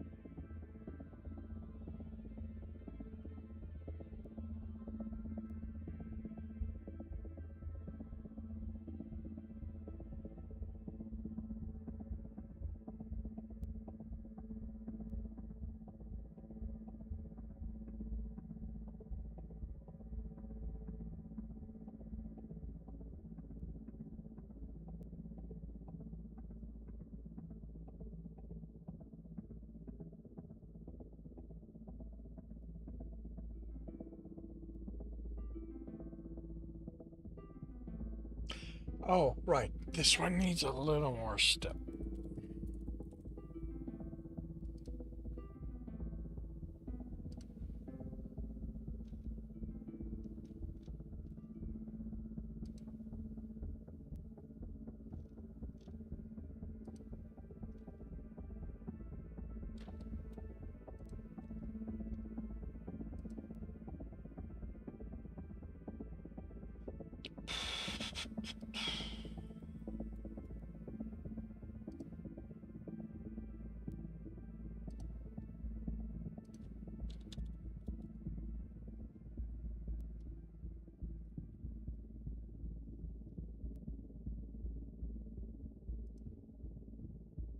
I think I'm going to record the other two in line. As I'm running a little short on time, it'll be easier to do that tomorrow for lunch than try to then run out of time on a recording. And I'll finish that. So.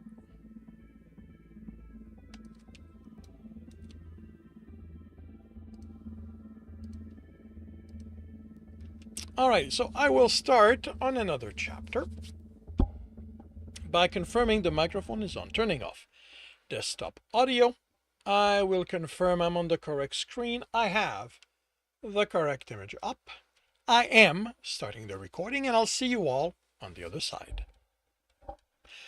Welcome back to another reading and correcting with me, Kindar, the Tiger Writes, and Ty, the Tiger Supervisor. These are where I read a chapter from one of my stories and correct it as I go. If you want to listen to these live, it's every Tuesday morning, 8 a.m. Eastern Time on Twitch and YouTube. And if you are looking to support me, that is on my Patreon. Today we are doing chapter 80 of Stepping Wild. Tibbs sat at a far table facing the door, enjoying the seared meat and vegetables, and studying the people in the tavern. He hadn't returned to it on arriving in the village. He'd spent the time helping the refugees, both because they needed help and so there would be people to support his claim of having spent the day helping. There would be a comma here. If Darna, or more likely Rachel, asked what he'd been up to. She knew about Karliak, if not about them being a dungeon. It was where the arrowheads came from. Someone else knew. Karliak had mentioned a time when she hadn't liked finding the arrows in the chest. Ooh, is that still there? Since they couldn't tell people apart, they couldn't tell him what to look for in recognizing that person. Darna? Leon had said she spent time in the forest looking for adventures and muscles, but it had to be when they were younger. Running a tavern didn't leave much time for adventure. But she and Rachel were friends. She could know without having gone to Karliak. Same for Leon, although Tibbs had the sense he wouldn't care. Leon's interests were to have fun, mainly by taking people to bed, but also just by playing around. He was often the one entertaining refugee kids with acts of juggling and acrobatics. Coral was also tight with that group, although his interest was clearly Leon. They weren't special to each other, but close friends nonetheless. And there was the general closeness of the others in the tavern, based on the general dislike of having the refugees in the village. He didn't think it was enough for Rachel to tell them about Karliak, and if she had, would they keep away? There had been the sense in how Karliak spoke of the visit that it was mostly the same person, with an occasional different one. 2, 3 at most, he thought. But he might be settling on that number because of the 4 close friends. If the dungeon could move his core room, how would Rachel react to the chest vanishing? What did she think it was? A gift from the elements? From metal? Leon dropped into the facing seat. Are you hiding yourself away in a corner? Why are you hiding? Why are you hiding away? You're hiding yourself away in a corner? He asked, chin in his palm and gazing at Tibbs. Tibbs chuckled, resting from all the people. The young man nodded. All that helping will take a toll on someone. He had put the emphasis on help. Had he put any emphasis on helping? Did he know Tibbs had spent most of the day out away? He was seeing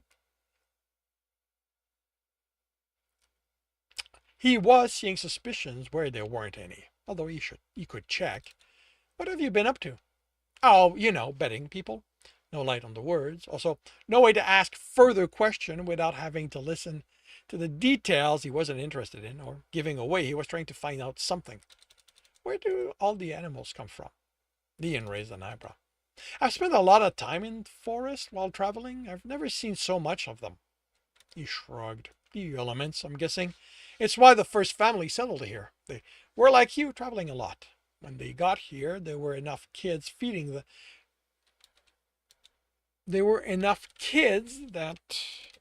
feeding them on the move was troublesome. They saw the animals and they settled. Why hide from the cities then? Taxes. As soon as the city was large enough to need other people to do their work, collectors started going along the roads. They heard about them before they arrived, so they moved the road away. Moved the road?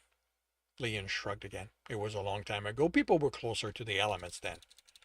Sounds more like a story a bard told you. Leon laughed. My dad told me, and he's no bard.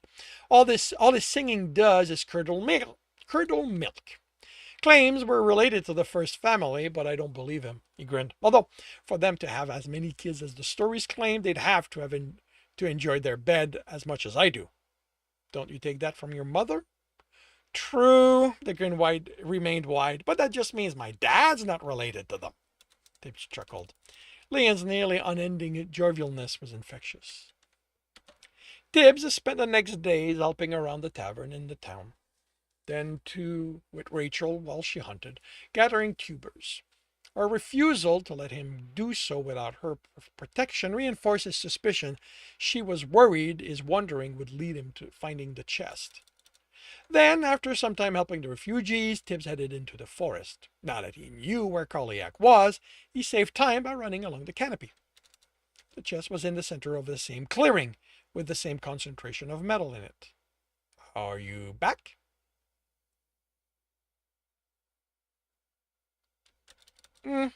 Yes. Did someone else come? Yes. When you didn't talk. Again, this doesn't really work.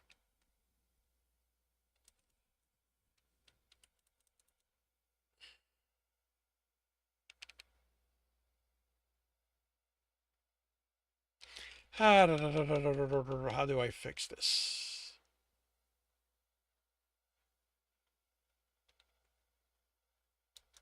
Okay. Are you back? I can leave it like that. Yes. Did someone else come? That can remain. Yes. This is where I can change that. Yes. They didn't talk with me.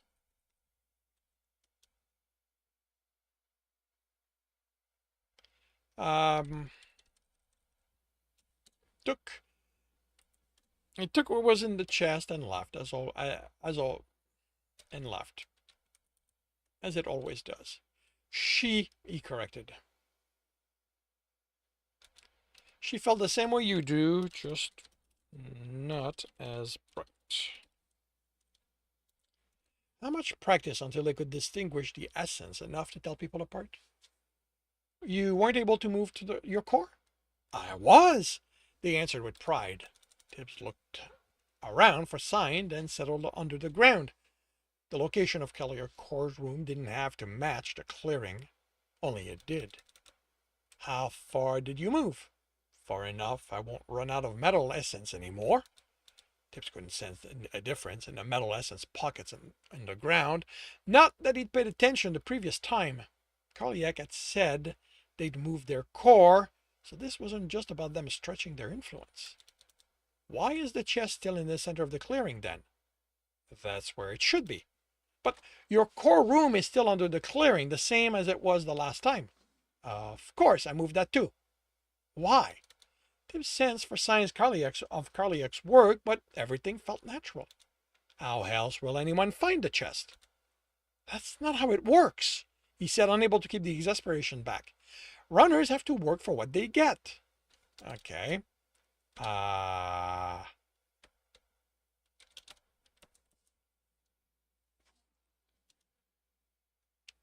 But she's a people. But she's a people? I'm going to leave it as a question. Tibbs groaned. He needed to remember Karliak knew nothing of what they were. It was so strange that they didn't, that because Simtor also didn't know, they couldn't figure things out. What would happen to them if Tibbs just left? They knew they could move, so they could gather more essence, but how long would that work? Have you observed any animals? They could grow that way. It was how Firmin had gained most of their essence, but they had Mirka as a guide of what to do with it. How do I do that? And that answers that. If he taught them how, would they stop with just animals? Could they tell the difference between animal and people? All right. We need to start from the beginning. You, Karliak, are a dungeon. I know what I am, they replied, annoyed. A dungeon, he continued, exists to test those who enter it. Test how? Simtor asked, sounding interested. With traps, creatures, and puzzles. Why? Karliak asked. So they and you can grow stronger.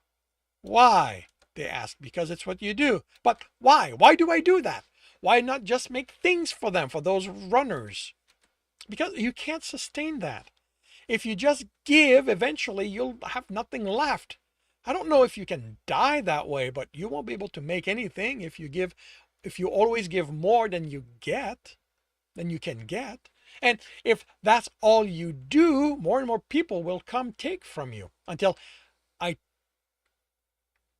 Until I told you to move toward more metal, you were having trouble getting enough just for one person. People have to be afraid of you so they won't come and take it. All come and take. I don't want them to be afraid. I want to help them. But you need to be around to do that. They need to give back to you. And they do that through the test. Yes. Those who can't pass them, you get to absorb. You'll gain some of their essence as well as some of what they know. And that means I can help them more? Yes. Those who pass your test become stronger and you'll be able to sense the density. Become stronger. You'll be able to sense the density of their essence. Like your essence is bright. Will they have as many as you? No, they'll only have one, even that. What were the chances of a runner in the wild finding themselves in the right circumstance to gain an audience? Maybe if Karliak made everything out of wood, there would be enough of a concentration. One of them could have one, but audiences in dungeons broke rules. It kept him from gaining the immunity. Adventurers didn't have that, so how would breaking the rules manifest? Could it mean they couldn't survive their audience? It was best not to risk it. All right, Karliak said. How do I go about making tests? The first step is to stop giving what you make. Giving away what you make. Remove the chest. I can't. Why can't I absorb it? He sounded scared. What are you doing? Are you doing something to it? No, I'm... He looked at it, how close he was. Okay, here's a lesson. When people get close to something you've made, it disrupts your ability to affect it. So you need to keep that in mind when you make your rooms. They need to function without your control. He stepped away. Keep trying to absorb it. This was deep enough in the forest.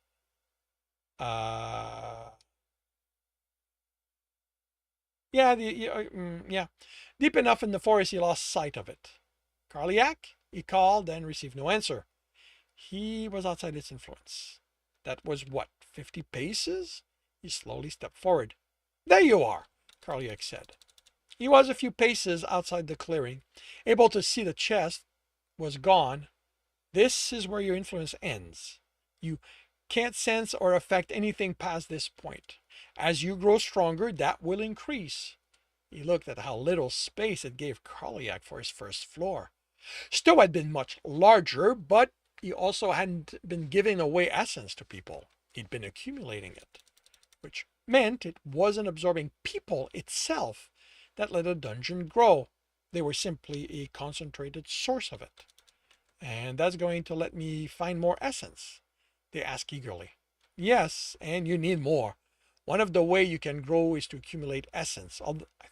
I thought it was by testing runners. That's one way you gain essence. Absorbing it from what's around you is another. I can do that. Good. The next thing you need to do is remove the clearing. Why? It's too distinctive. When Rachel comes and doesn't find the chest, she's going to wonder what happened. She's going to search and she might dig and find your core room. You need to grow... You need to grow trees in the clearing and move your room again. How do I grow trees? How did you remove them? I just moved them away. How? By pushing the earth away with them on it. Okay, then move them back the same way. He felt the essence in the clearing shift, roll through the ground, and pull was the closest word to what he sensed. He couldn't see any changes. How long did it take you to move essence away? A lot of changes in level of light essence. They're called days, he said. One day is a cycle of it growing strong, then weak and strong again. It's how we track time. Then it's many days. Once the clearing is covered, move away. He put his back to the village and pointed in that direction. Can you tell where I'm pointing? Is it the essence you're extending? Yes. It was as good of a description as any of it for his extended arm. Keep moving as fast as you're able to. He didn't think the dungeon had moved all that much in the days he'd been away, so should should be able to sense it. I'll come back in a few days and we can start setting up your test. What are you doing? Darla asked, pulling one side of the net Tib made. Pulling at one side of the net Tibbs made. Just keeping my hands busy. He had trouble coming up with ways to explain the pit trap. That's going to change. A drop tile trap.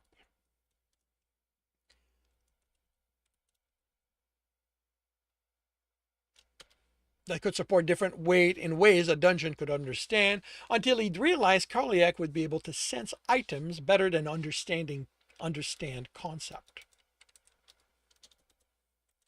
This would be flawed, but it would be a starting point. You are a strange one, you know that? Tibbs smiled. I've been told that a few times.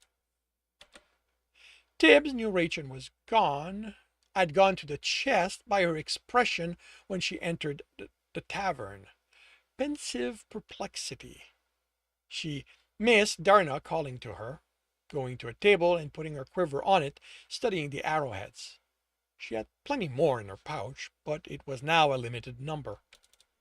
Darna sat with her and the hushed conversation confirmed that she, if no one else, was in the know. She was back behind the bar when Leon entered, and she sent him to Rachel. Coral when he entered. No one else. So they were the ones. Coral would be the one who hadn't cared for the arrowheads, or maybe Darna, but she was busy enough with the tavern, he didn't think so. Now he just had to hope Karliak was far enough that if they decide to investigate as a group, they wouldn't find the dungeon. And that concludes chapter 80 of Stepping Wild. If you are enjoying this, please leave a like. If you want to know when the next chapter will be up, subscribe and hit the bell. If you want to read this story, it is up on Royal Road for free.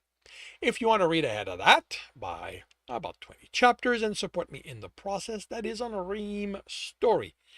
And if you are looking to listen to these live, it's every Tuesday morning, 8 a.m. Eastern Time on Twitch and YouTube. Links are in the notes. And with that, I shall wish you a good day.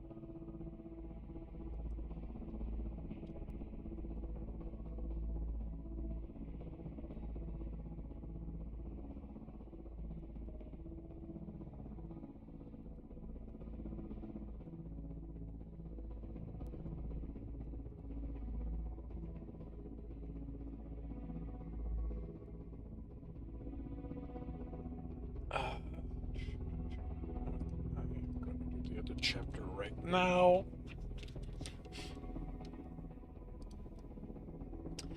And after that, deal with the uploading. Confirming microphone is on. Turning off desktop audio. Confirming I'm on the correct screen. I have the correct image up. I am starting the recording, and I'll see you all on the other side.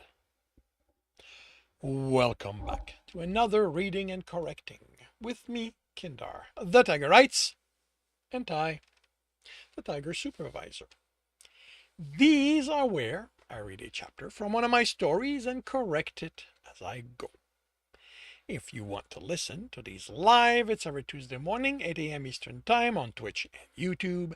And if you are looking to support me, that is on my Patreon. Today, we are doing Chapter 81 of Stepping Wild.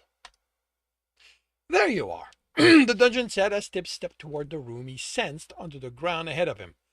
There was a clear impatience in the tone.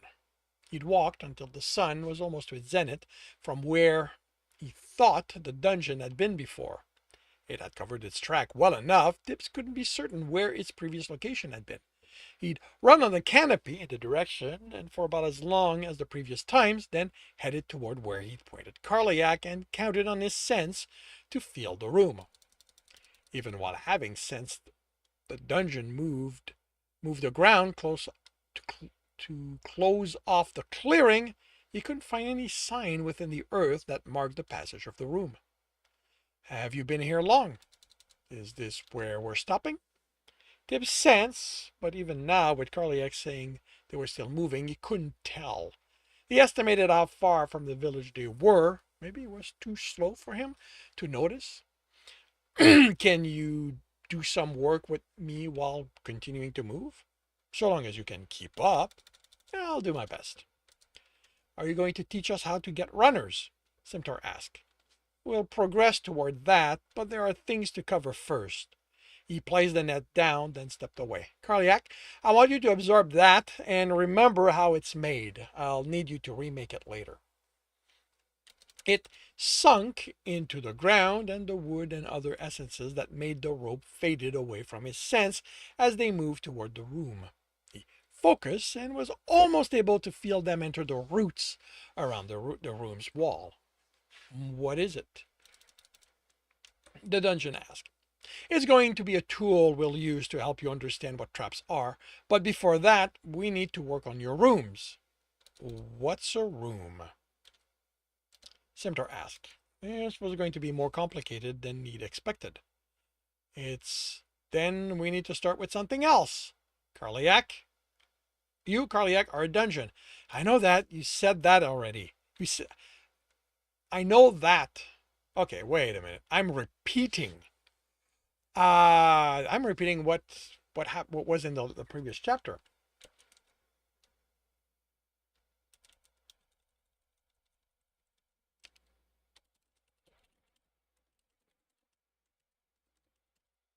We covered that already. Wow. Already, they said annoyed.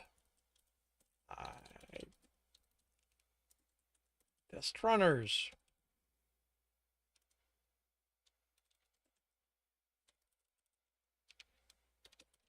Test runners. They get stronger when they pass.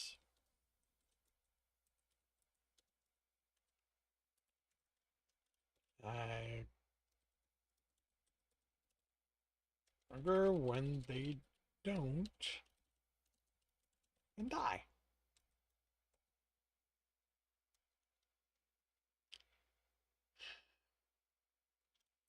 Okay, so that's covered that.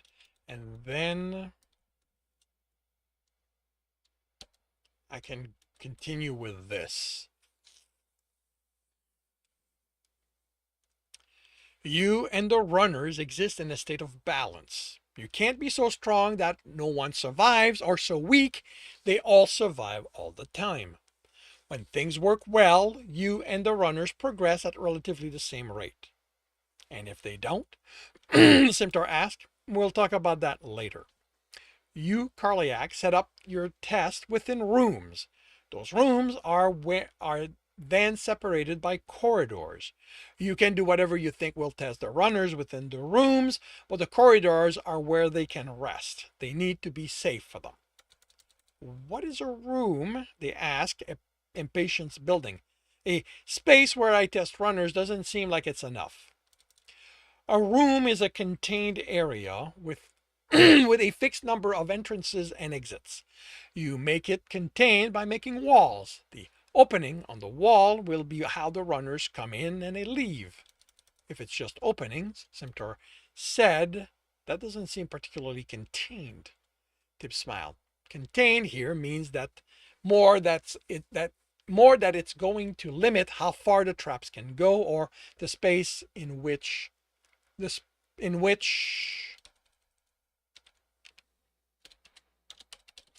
in which they fight your creatures.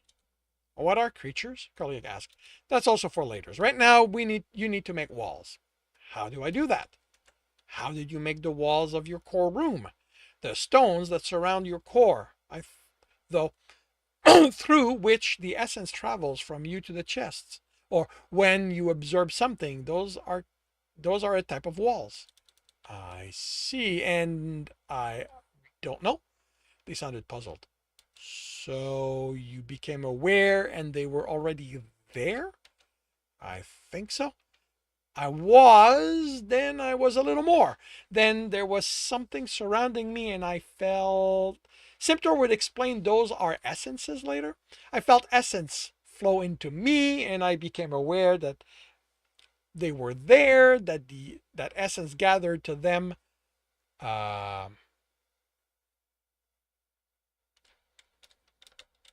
That essence gathered before moving into me. Symptor would explain those are my channels and that I have to pull the essence I absorbed through them if I want that to go into my reserves. You can take essence within your influence and move it around without absorbing it. It was an easy extrapolation since he could do the same. Yes, that means you can work with more than your reserve if you need to. I guess? How quickly can you make walls like those of your core room around me? I don't know how to make them. Right. You needed to start with something more basic than that. Recreate the net I had you absorb. It grew out of the ground by a tree on the opposite side of Carliac's influence from Tibbs. All right. Can you absorb part of your room's wall and remake that next to the net? Don't, Symptor ordered. Breaking that's dangerous. Something about your channels being vital and any break to them risk hurting you. Thinking back on how the them had damaged Stowe's channel and how they'd been raked in the dungeon, Tibbs realized that might have been why. All right, I didn't know that. Thank you, Symptor. Okay. Was it worth explaining polite conversation if Tibbs was the only person they talk with and he didn't particularly care? In any case, can you sense how the walls are made, how the essence that makes them are woven together? I can. See if you can recreate that. Oh, here to add. Just make a small one. Don't drain your reserves to make it. The section of wall that grew from the ground went up to his ankle and was about the length and width of his foot. When the essence settled, Tibbs approached it. How much essence do you have left?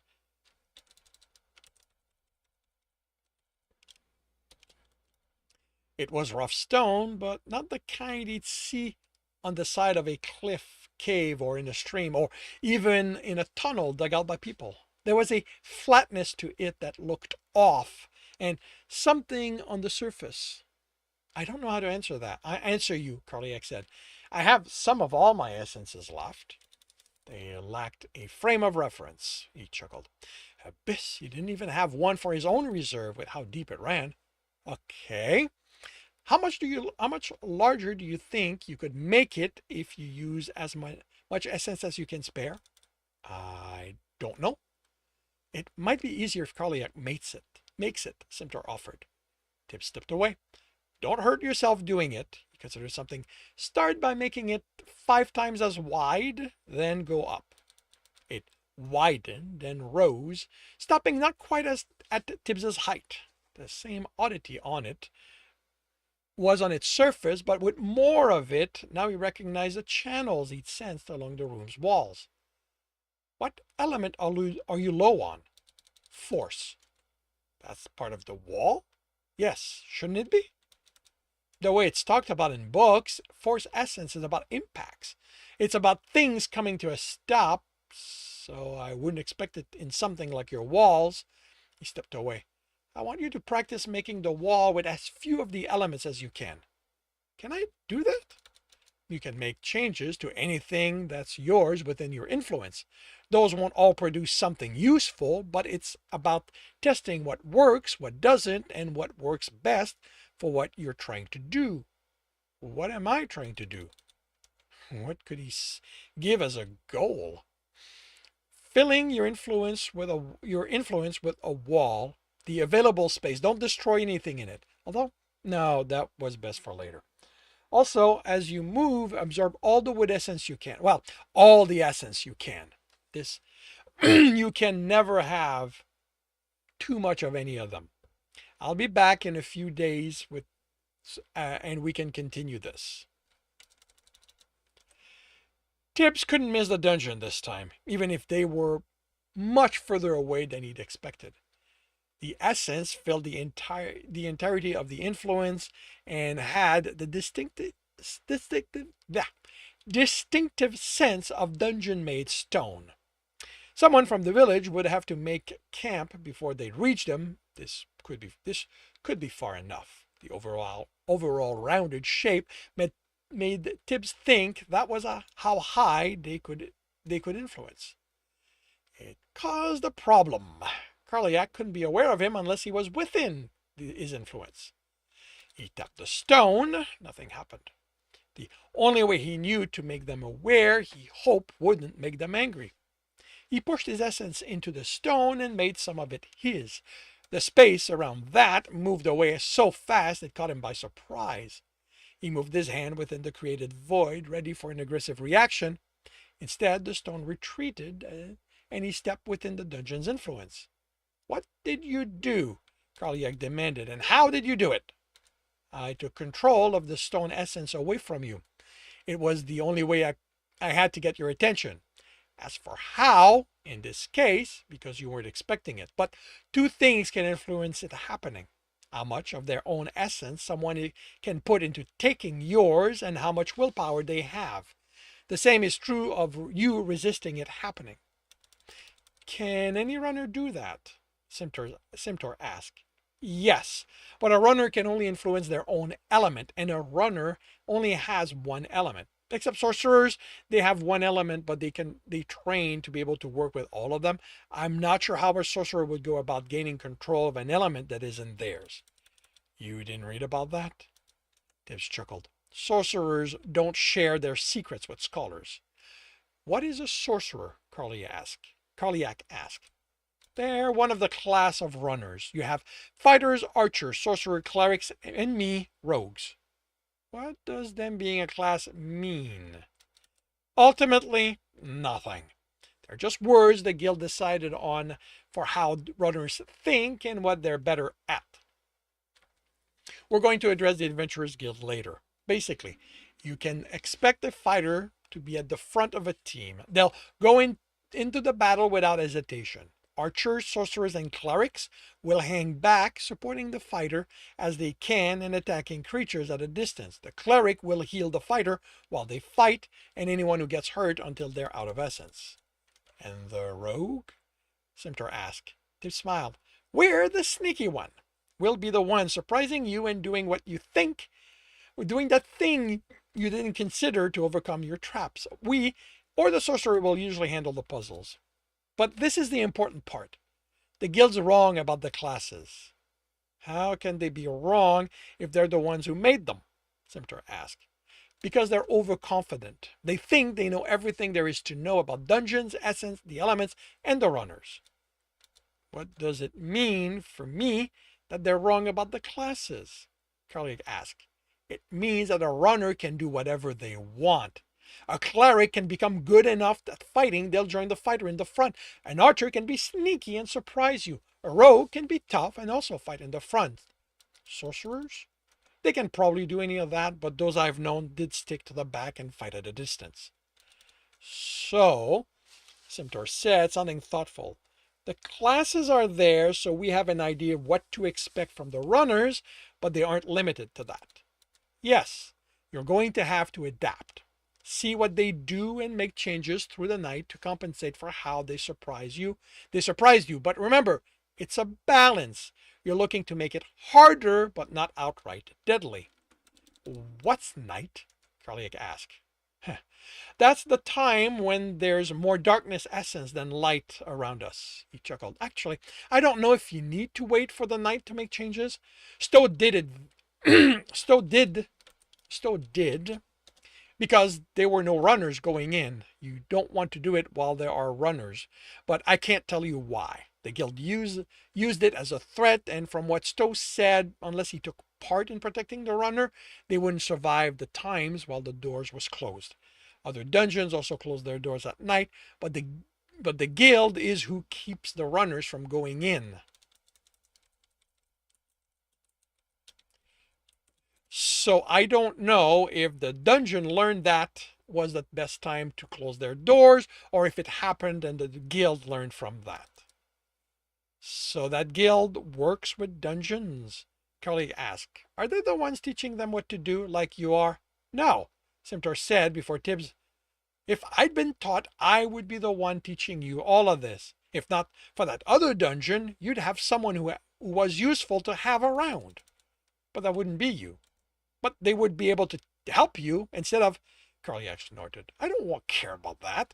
I'd rather have you here than anyone else, no matter how much they know. Tim smiled at the following silence. Every dungeon and helper he talked with respected each other, but they weren't all friends. Some felt more like associate in a business enterprise, knowing each other, each of their roles, and sticking to that. He hadn't run those dungeons or any outside Stowe, the Purity One and Fearman, but he'd always thought those wouldn't be as fun to run because of the lack of friendship. What do I do next? Karliak asked. First, you'll absorb all the stone walls. I already absorbed what I can. Your reserve is, he trailed off, looking at what was around him. I'm keeping you from absorbing this. He stepped out, and before he looked around to re-enter, all the stone melted to the ground. He stepped forward. Karliak, encase me in stone. Take it as close as you can. Stone grew from the ground, leaving 7 paces of space. It closed over him at, he expected, the same distance. Behind him, it ended where the dungeon's influence did. Fill the space as quickly as you can as I step back.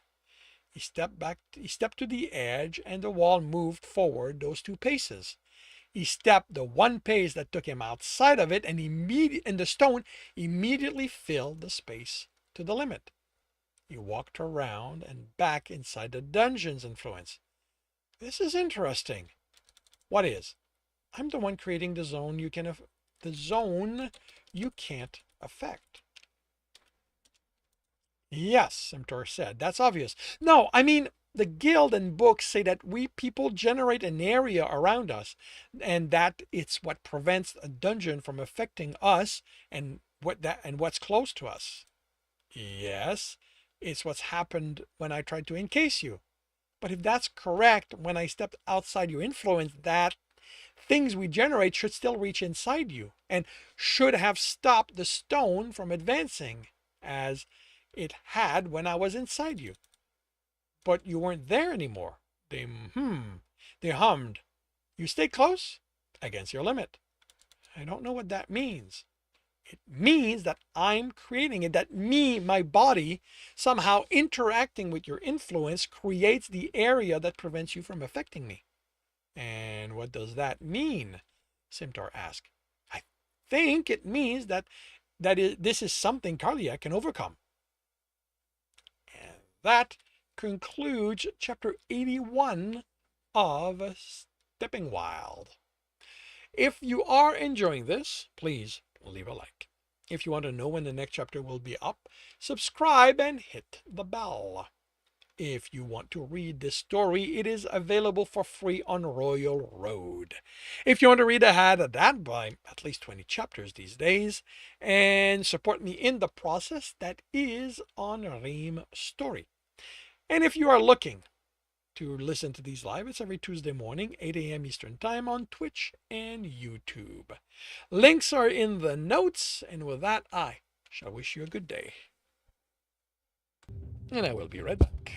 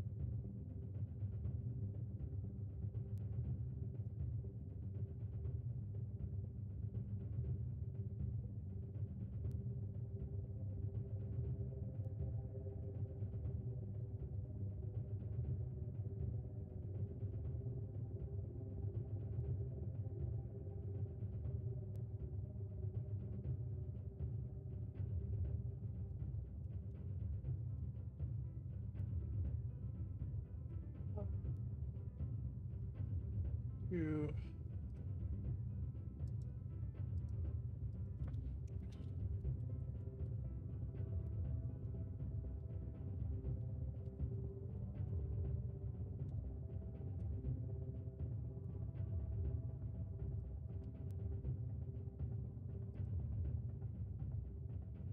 Oops, let's grab the right chapter. That's probably how I screwed it up before.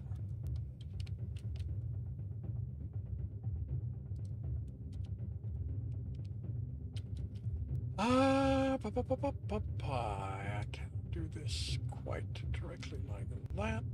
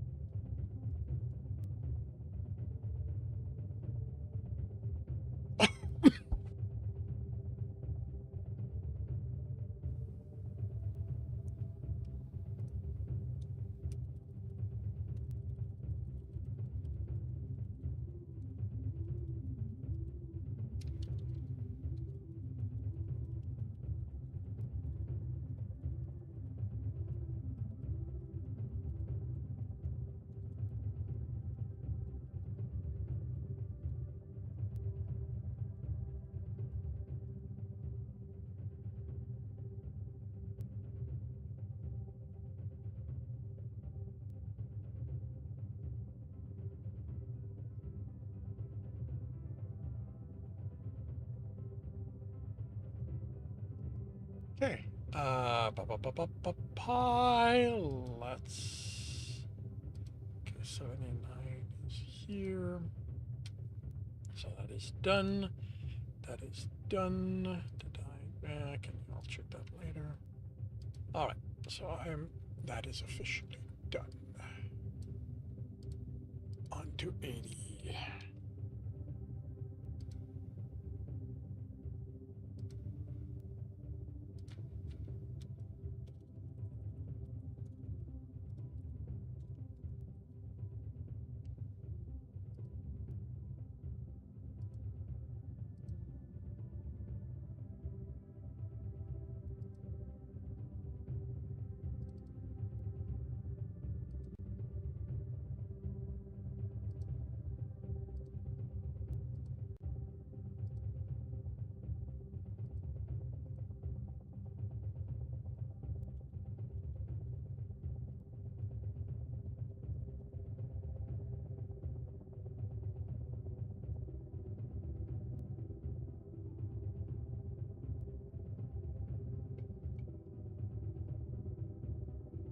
July 14th. It becomes 16th.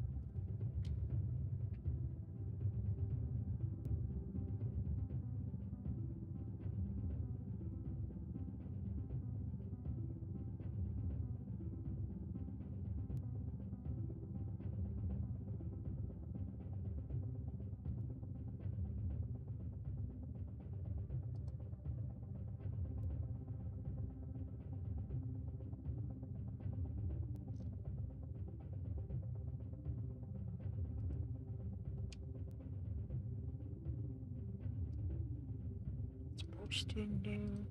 Let's do this.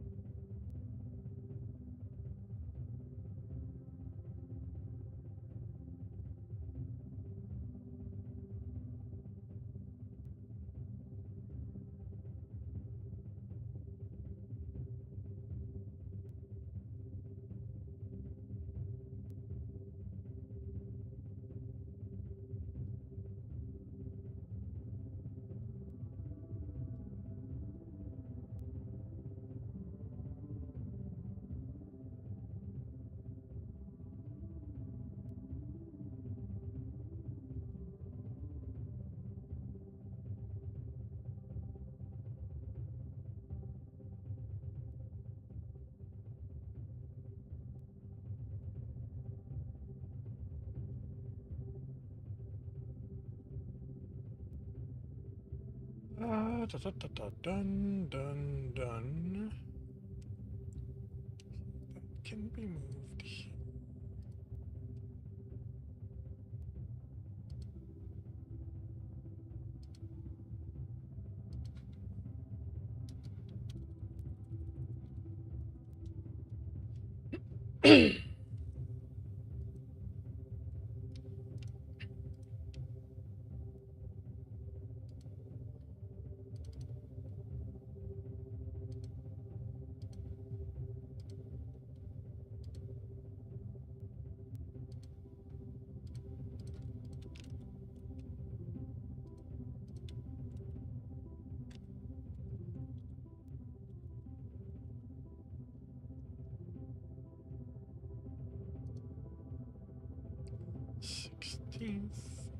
Becomes 18th.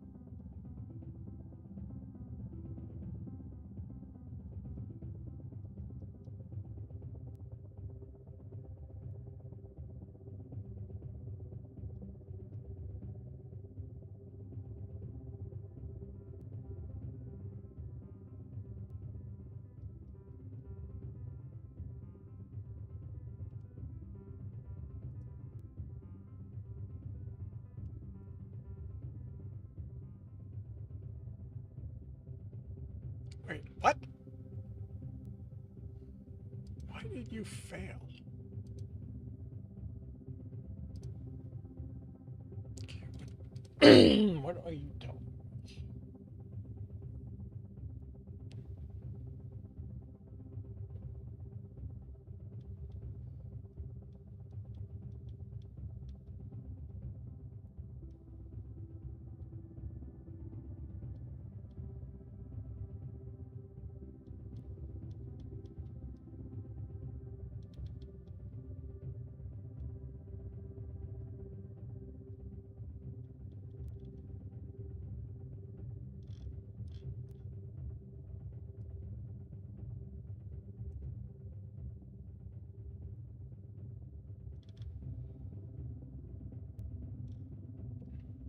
It'd be nice to know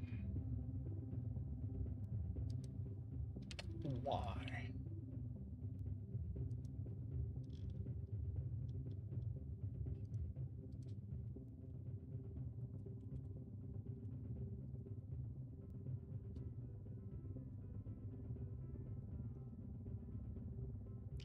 This is in the future.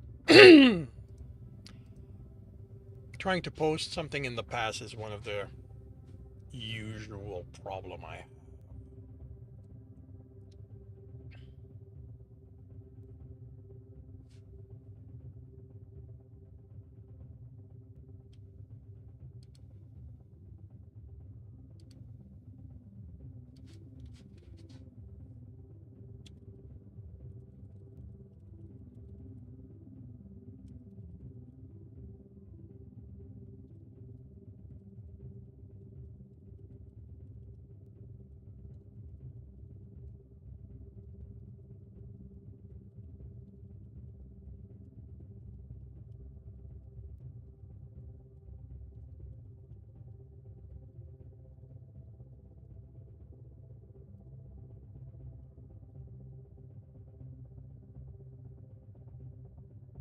Well, still failed. Interesting. Okay. I guess we're doing that manually.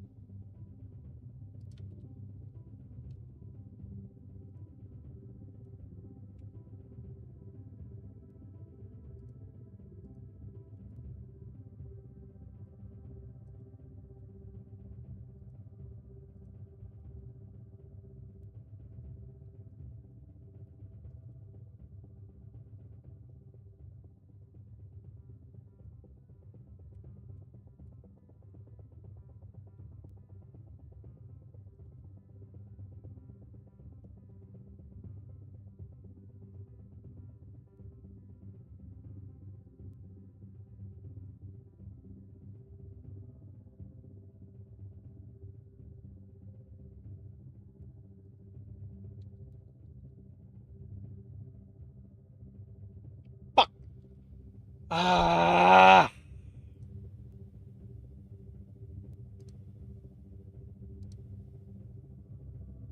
This is why I need things to be automated. I keep making mistakes. Like this one, I posted immediately instead of putting the delay. And it is not the first. Every time I have to do one of these manually, mistakes happen. And the date, the posting date is kind of the most common one.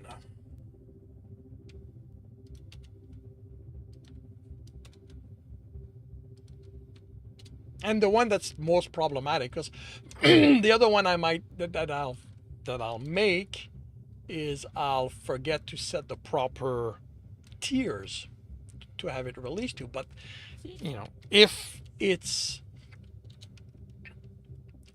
properly scheduled, that's not a problem because I can just go back in and resolve that, fix that.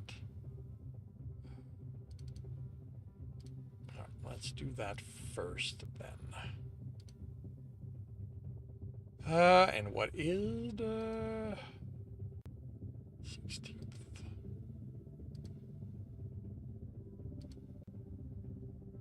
Becomes 18th. That is.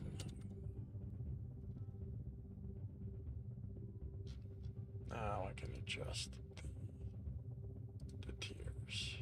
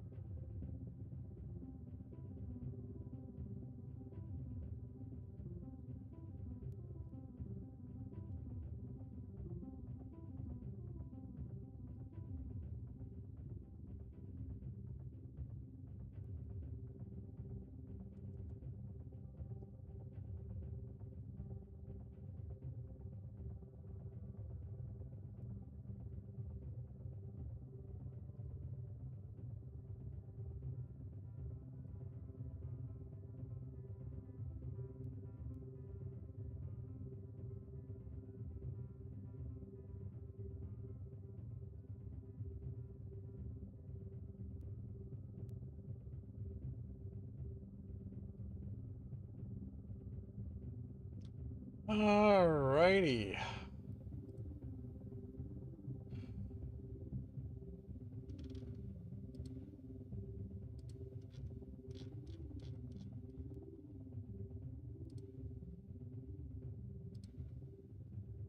All done.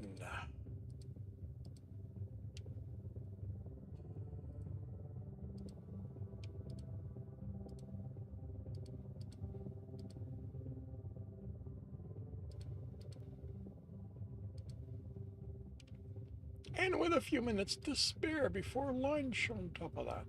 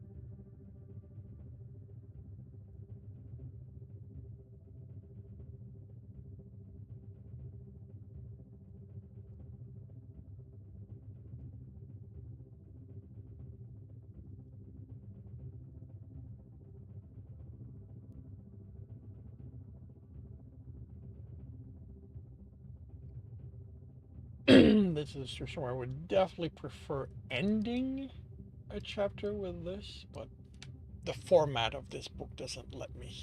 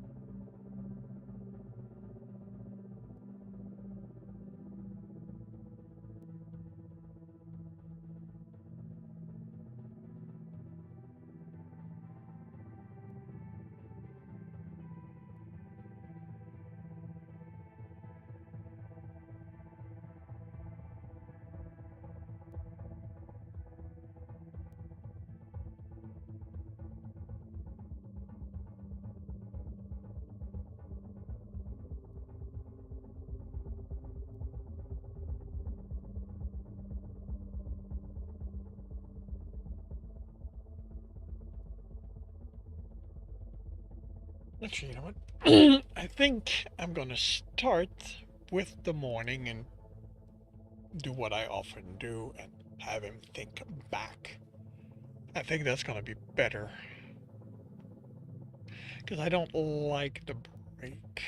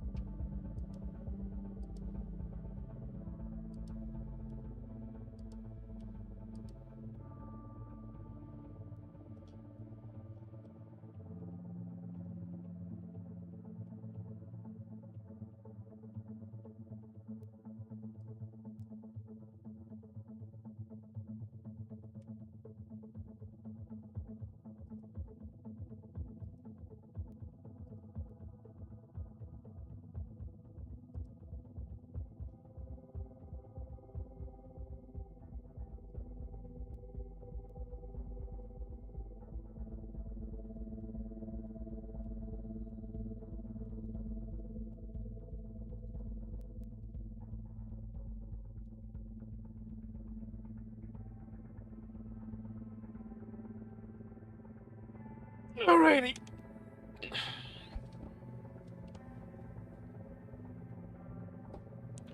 Nope. Wrong one. Let's stick with that one.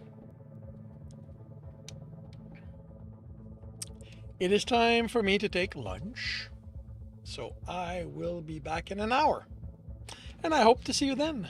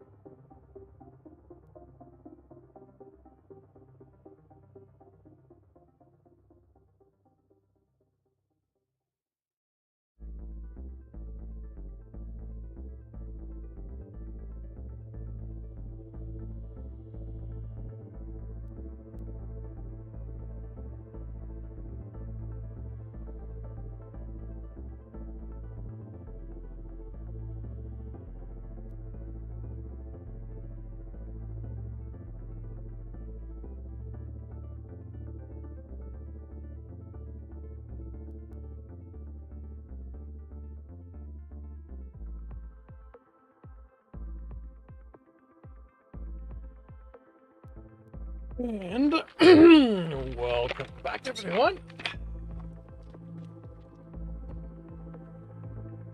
This afternoon it is chapter 4 of The Tourist.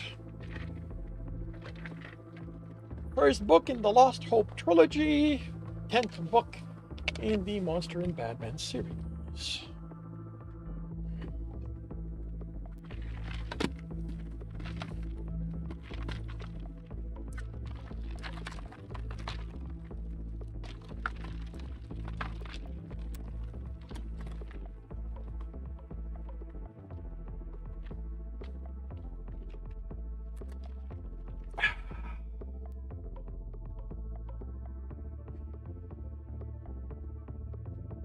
It is a Alex chapters. Let's update this.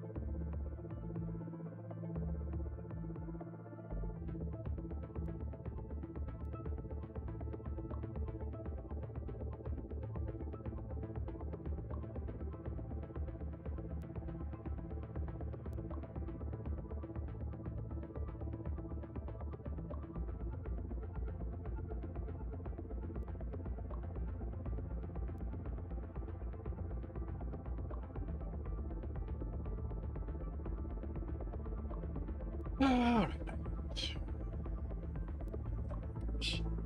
Hello, James. Welcome to the stream. How are you doing today? Lunch was nice and relaxing.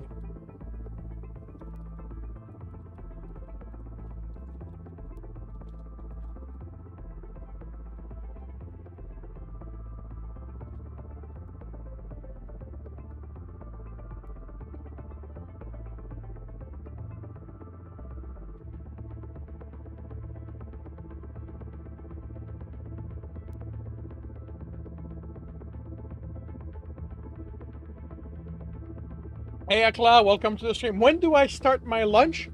Officially my lunch starts at 11:30 a.m. So about an hour ago. I take an hour. Akla,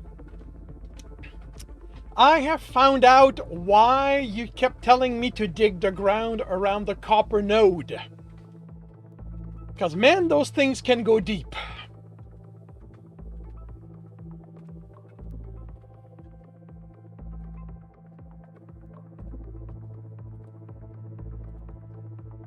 Um,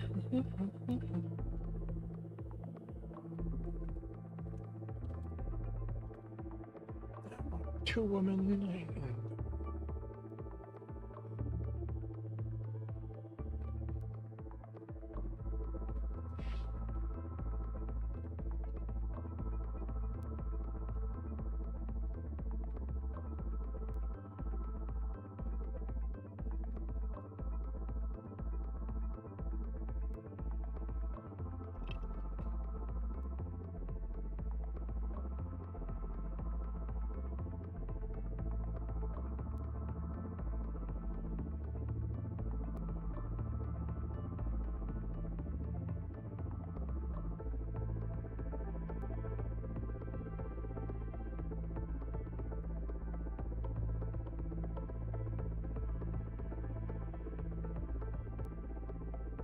Just provocation for that's what she said. Hating the game. Stamina system, you remember a lot.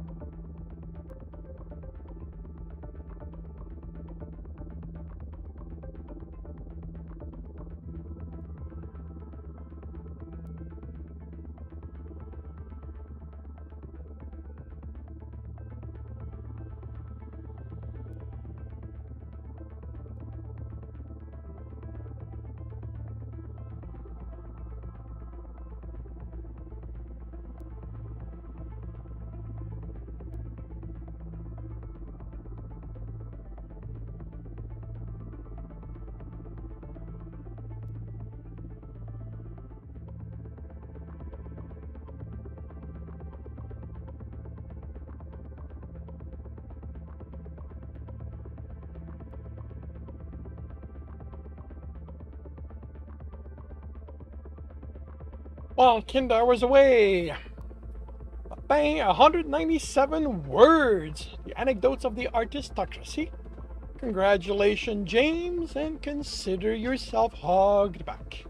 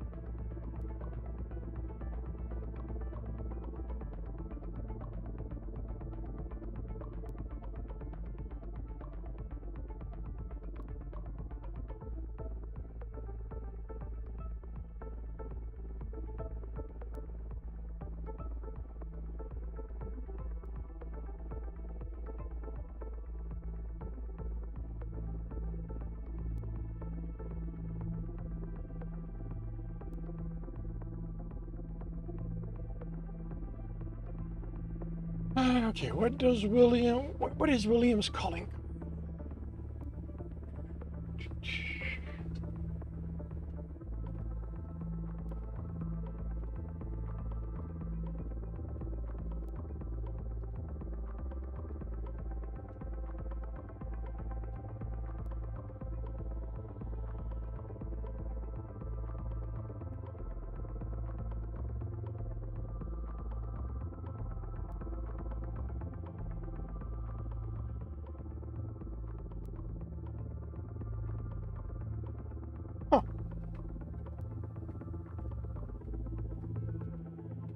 Does anyone play for the word here?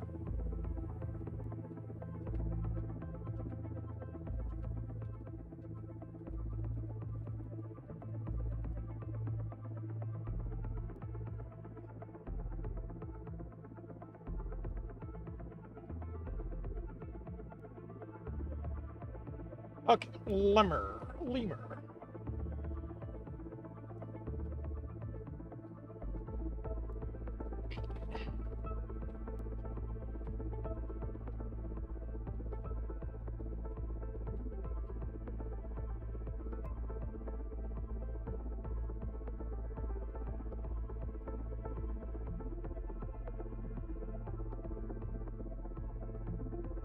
Wait, lemurs or lemmings? Lemurs.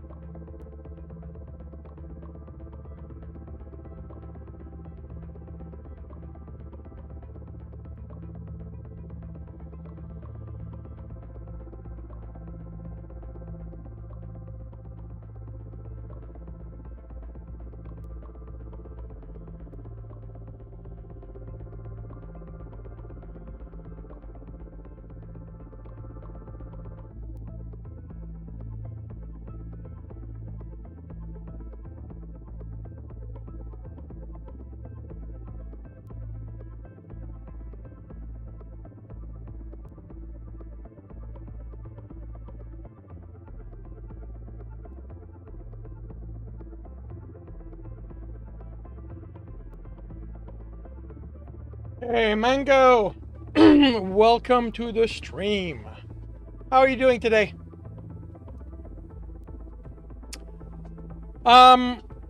You were asking about VODs for the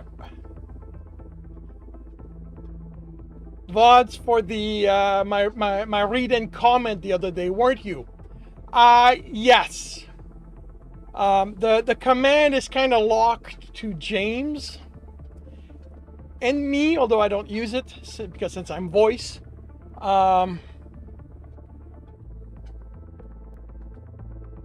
Because, you know, he's the tiger. I'm not aware that there are other tigers in the chat.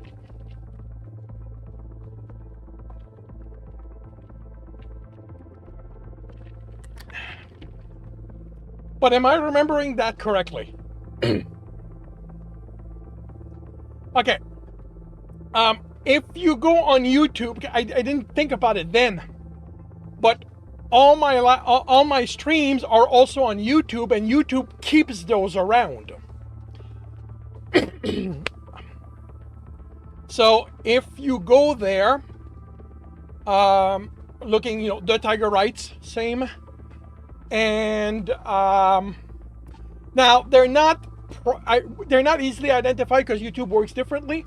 But they're going to be on Thursday mornings, and the odds are the title will be that I'm working on The World Which Is.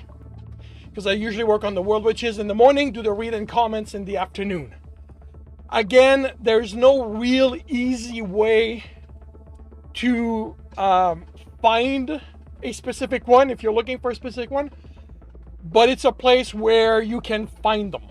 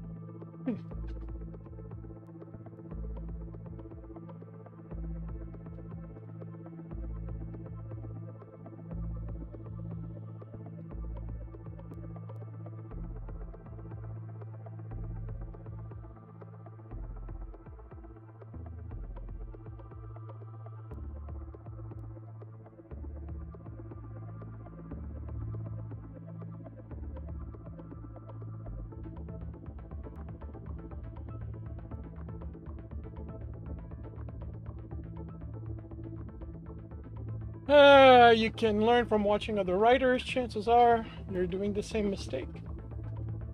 That is always a possibility. That talking to other people, watching how they do things is a good way to learn.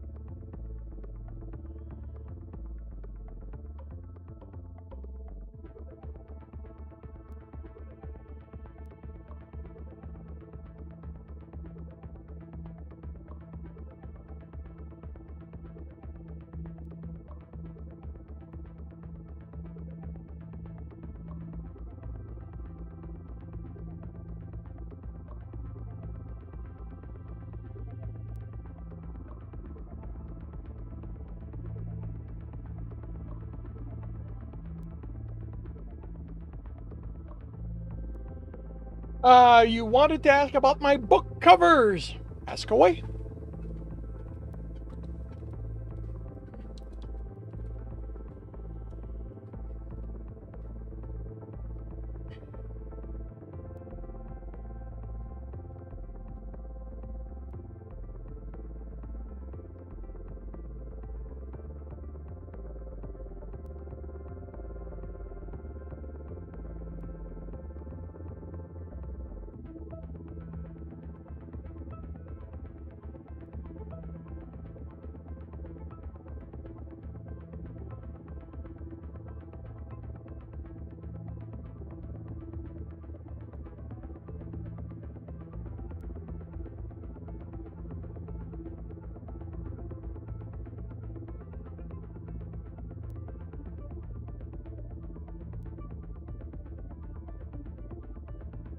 Did I hire an artist?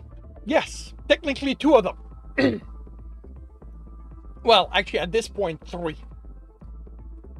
The covers for Tristan, Inheriting the Line, Demons, and Death by Predation are a combination of 2 artists. Novak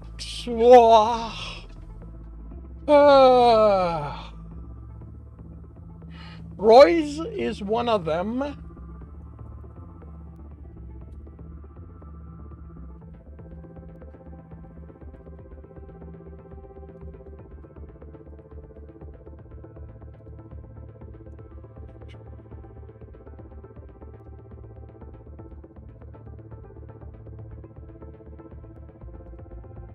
Really?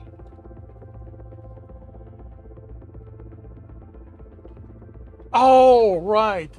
I would usually get them on my other computer. Hmm.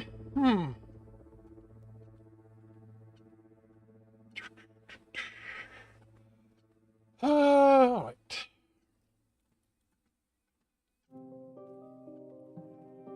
Will it be Valheim tonight? Yes, it will be Valheim tonight. I am looking for their names.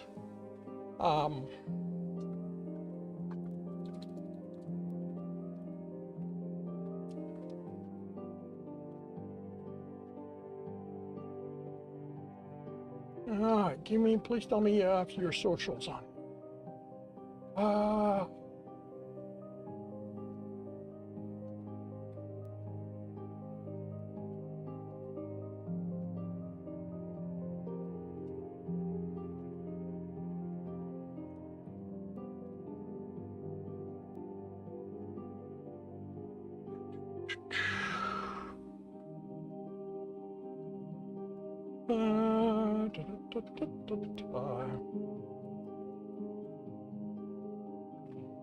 Cool. Okay.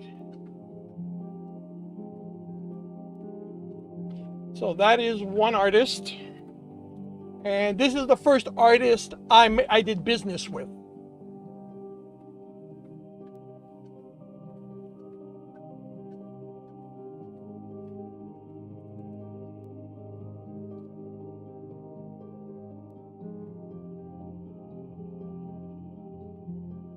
And this is the second one.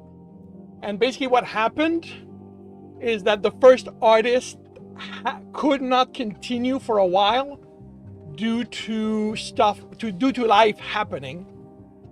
And I had to find a different artist. And because the series were already underway, I worked really hard at finding an artist whose style was similar enough that there would not be a break or a hard break in the continuity of the titles. And I got very fortunate.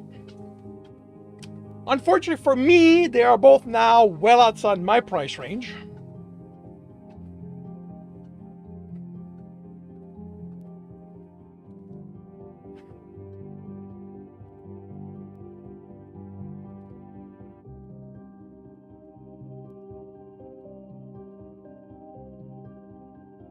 Like, it's fine between series, but because of how I published my first 4 series, I got myself in trouble. I got lucky that I was able to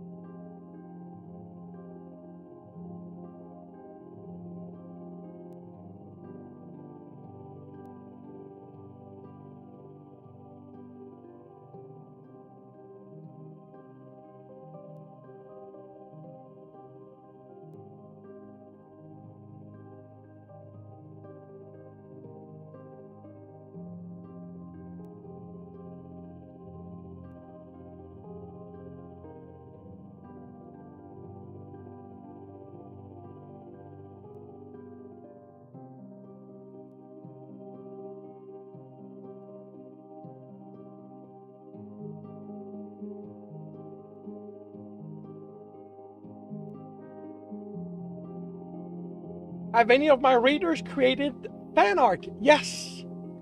A few of them, actually, at this point, only one of them has. Fruits has created a few pieces, which I've lost some of them. Now, they're probably still on their side of stuff. I haven't really gone looking. But they are the ones actually who... Oh, I mean, I was utterly like, the thing is that they didn't tell me they were doing that. Out of the blue, I got a notification on Twitter, because that was the big thing back then, about, you know, how I was mentioned in somebody's tweet. So, you know, as it does, it showed me the tweet, and, you know, I read how, you know, he talks about how he really liked the story, and I did art, and I look, and like, it did not register for a while. Like it was so out of the blue that for a few long seconds, I did not know how to react to that. So yeah, it was very, very, very exciting. But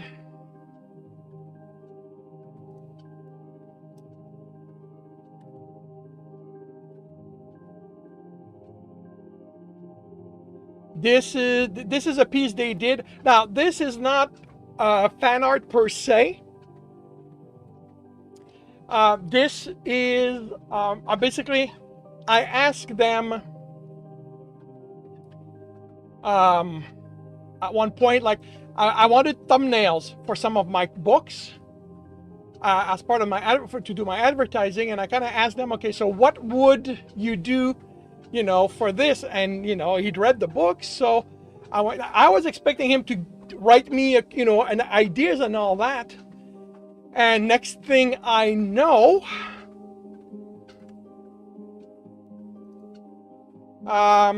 okay, where are the other ones? I'm pretty sure. Huh. And next thing I know, like, he had given me really rough sketches, like as rough as that was.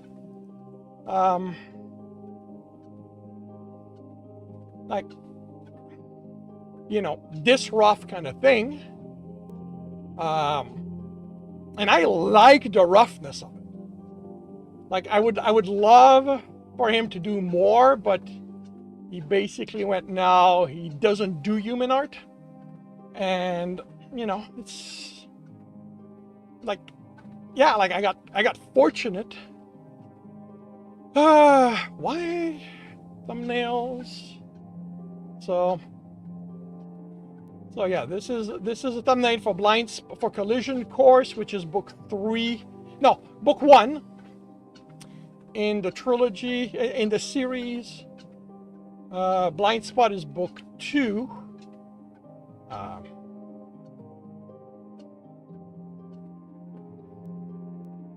It will be solo. During the week, I only play solo. James is probably going to be asleep for a good part of Valheim. He's 5 or 6 hours ahead of me, so that makes it a little late for them.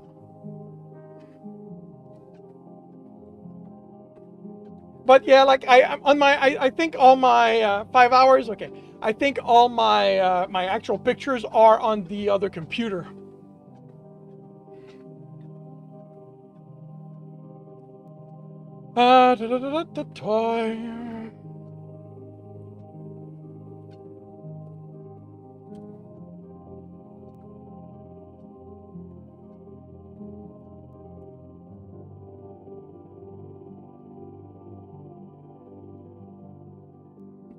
If you want to go looking, this is the person who did those pictures.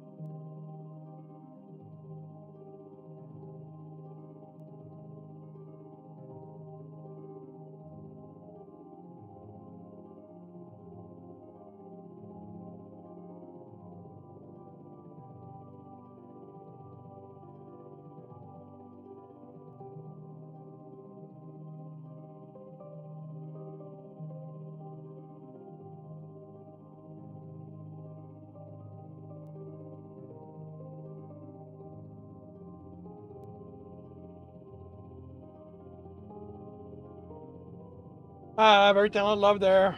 Back to the Dawn. Yeah, oh no, they're really, really good. If I get money, I may tap them. I may see if I can tap them to do the official covers for a Heart's Life.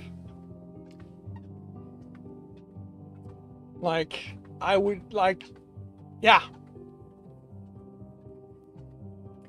And whenever I get the covers done for Monster and Badman officially, I'm definitely using the one he does as a template and going, this is the kind of covers I want from whatever artist I'll get.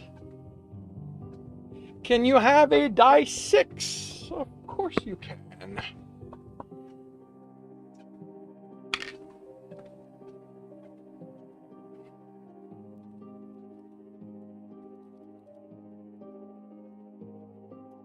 And the result is 1. Come on. There we go.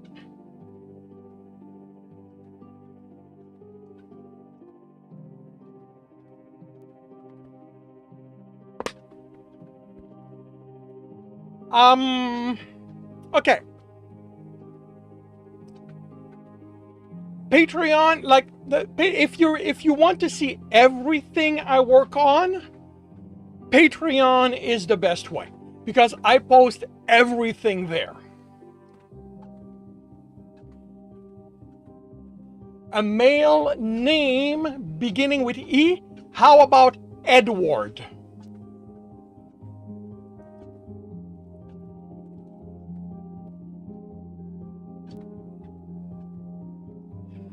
If you only want to follow my science fiction stuff or my fantasy stuff and don't want to get crowded by everything else, I have a better place. Ream's Story is a better place for that.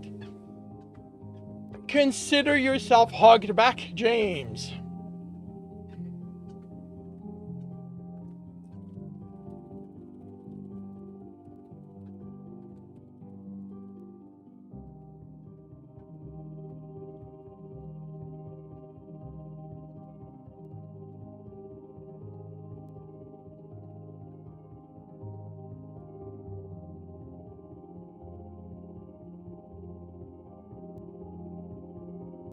But honestly, it's like, what is the difference between Ream's Story and Patreon is that in Ream's Story they're split apart under different identities so that the people there don't get flooded with everything.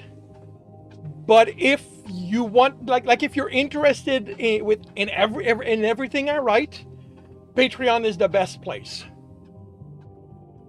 As I said, because I post everything there. At this point, the only thing I don't post is Monster and Bad Men, because that story is going to run afoul of their rules.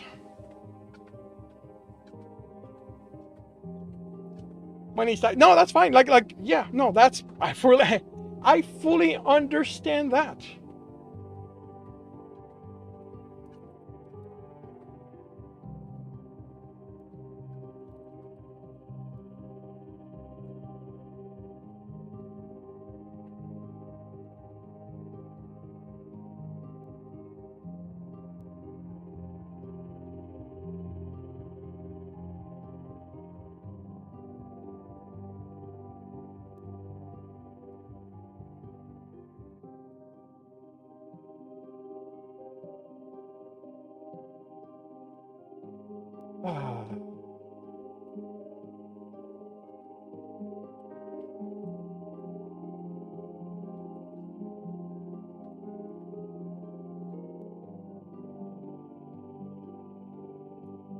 Ah. 72 words, James. Anecdotes of the artistocracy.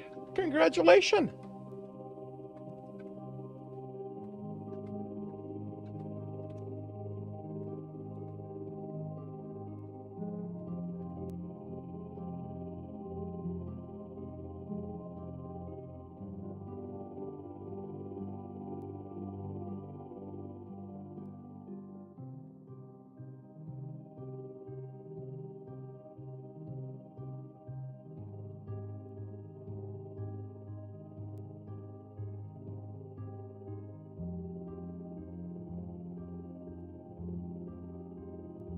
Consider yourself hugged back, James.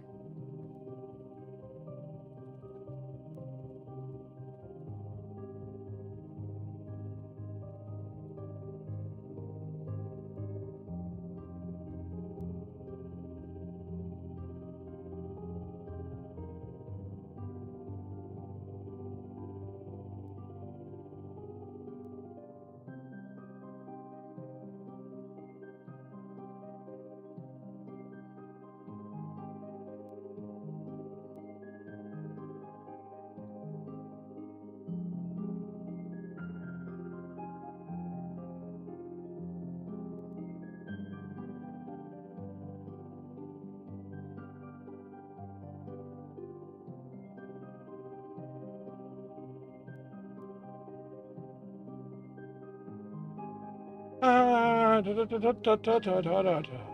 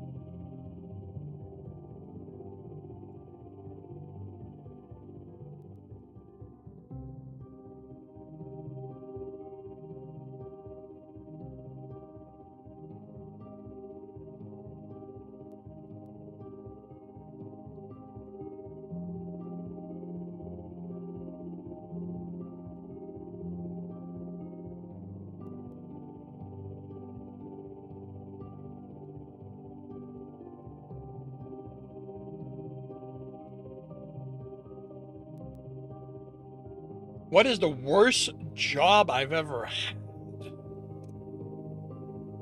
Uh,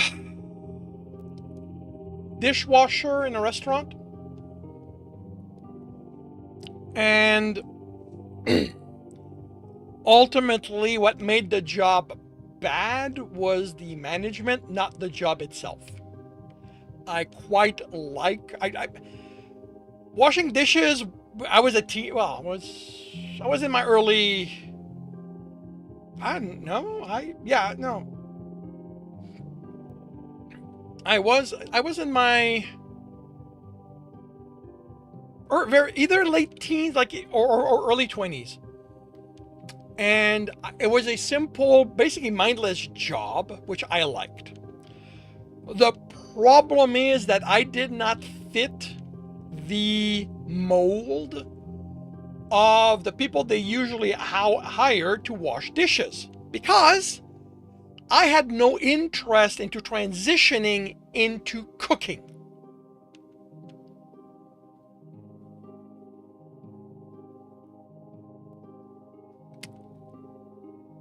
And once that became, like, once I made it clear that all I wanted to do was, because I didn't know that, like, the job description was to do dishes. And once that happened, once I made it clear that I wasn't transitioning, that, you know what, I didn't care about, I had no interest, I had no interest in becoming a cook of any kind.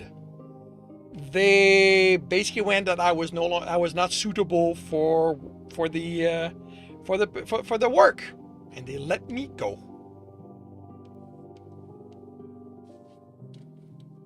Yeah.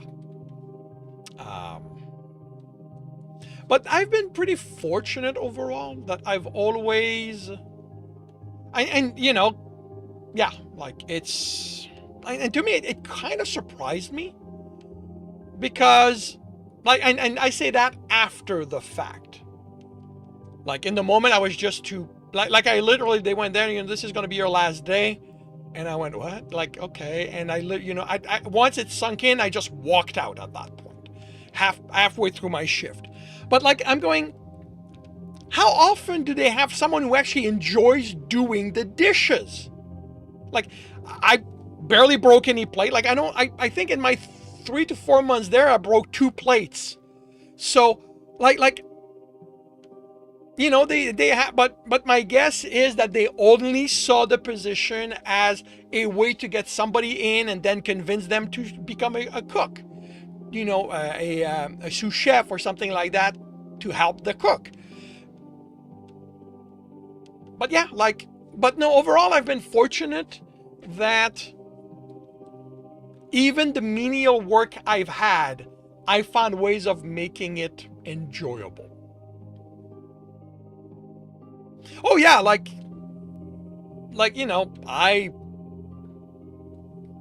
it was their decision.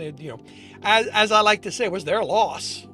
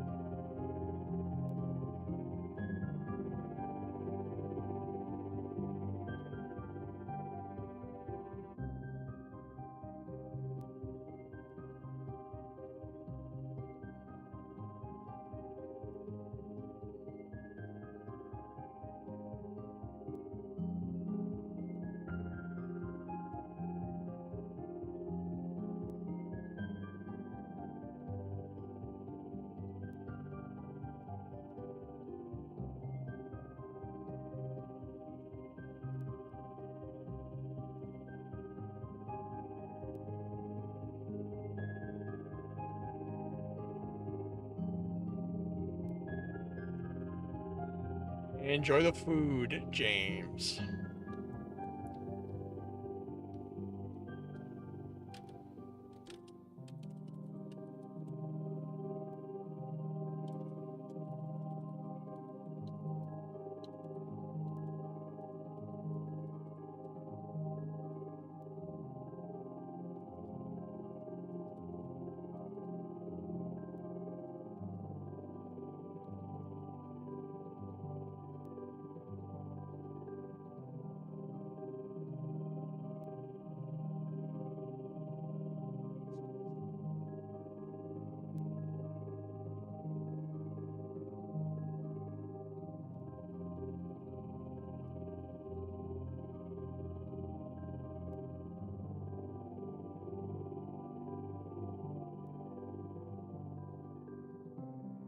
Favorite snack as a truck driver? Sunflower seeds.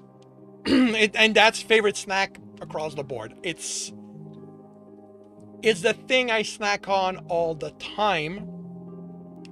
Um, because I can snack on for a very long time. Like it's something I can eat very slowly. Now, if we're going, what do I like as a treat? Those are chocolate chip cookies. I love good chocolate chip cookies. And actually, no, not good per se. I want a dry chocolate chip cookie where when I dunk it into milk, it just soaks it all up. Like I want my chocolate chip cookie with milk, and I want it like I want to soak it up for like to the point where if I shake it too fast, it just breaks apart once it's filled with milk. That's that. I will eat chocolate chip cookies. Okay. Freshly baked chocolate cookies I will enjoy by themselves. There's something delicious in home. My housemate will make chocolate chip cookies every so often, and those are really good, and I like them as is. But I like store bought. You know, No Frills, which is my grocery store, has a cheap brand, and they have their version called Mr. Chippies, and they're perfect.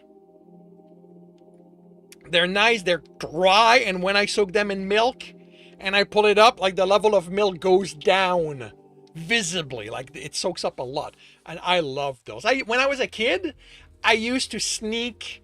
When I could manage it, I would sneak chocolate chip cookies in my breakfast bowl, and dunk that with milk, and I would have that with as breakfast.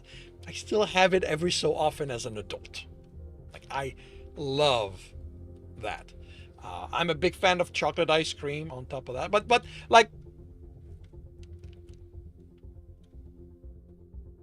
but yeah, chocolate chip cookies in milk is a treat that warms me up. Like I like it. But my snack of choice is sunflower seeds.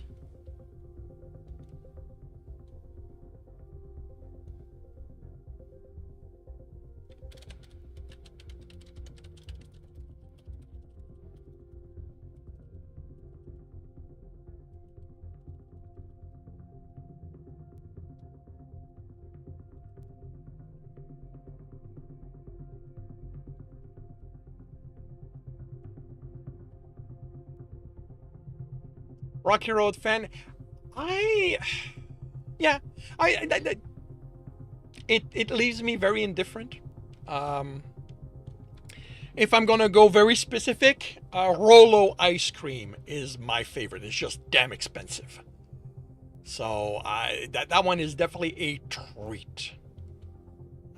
I'm not really picky about chocolate ice cream at all. I go for whatever's cheap. But once in a while, I will treat myself and I'll buy myself a tub of Rolo ice cream. And that is good.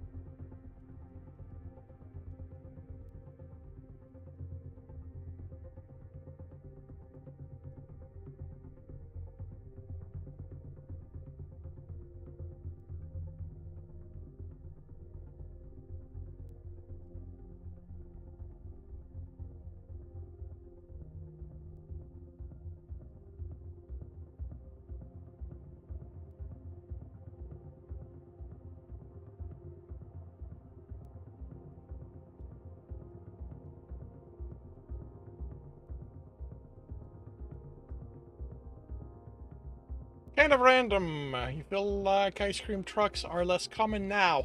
I agree.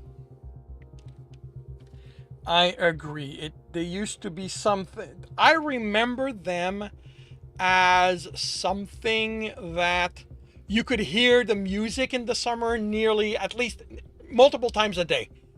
You know, if you were somebody who walked outside, who spent time outside, you would hear the ice cream truck music on a regular basis. And it feels like, yeah, not happening anymore.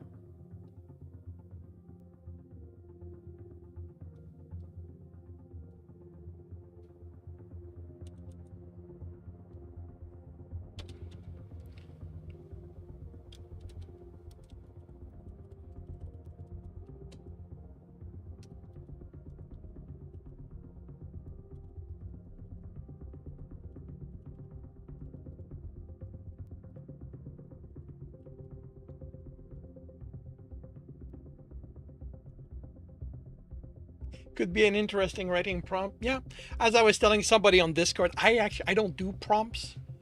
My mind doesn't work. Basically, I my mind tends to go blank if I try to force it in a specific direction. Some prompts will trigger something, and then yeah, I'll write that. But going, okay, I'm going to sit down, I'm going to find a prompt, I'm going to write it, that never works. What tends to happen is I'll come across a prompt and go, oh, I have a story already written that fits that. Which actually happened last week. And I went to submit a story to the magazine only to find out that issue was no longer taking submission. And it was still on their main page, and that bugs me. Like, you know, come on, if you're not going to be taking submission, stop asking for it.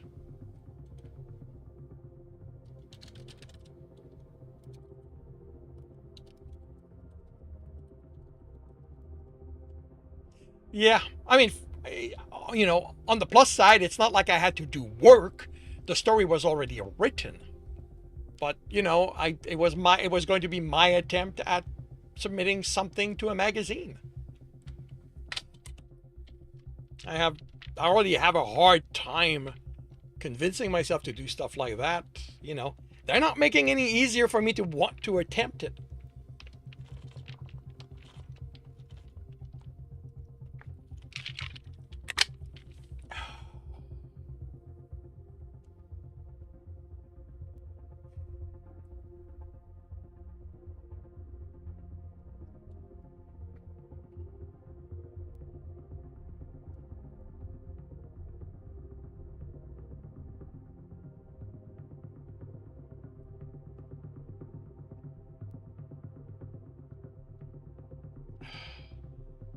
Writing contests are fun and hold you accountable, but having to pay for an application fee. Okay, if you have to pay, it's a scam.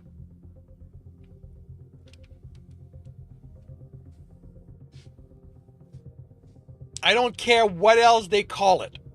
No one asking for a story and offering a price in return, and that price can be simply you'll be in our magazine, should be asking for the writer to pay on top of that. I mean, and that goes for publishing.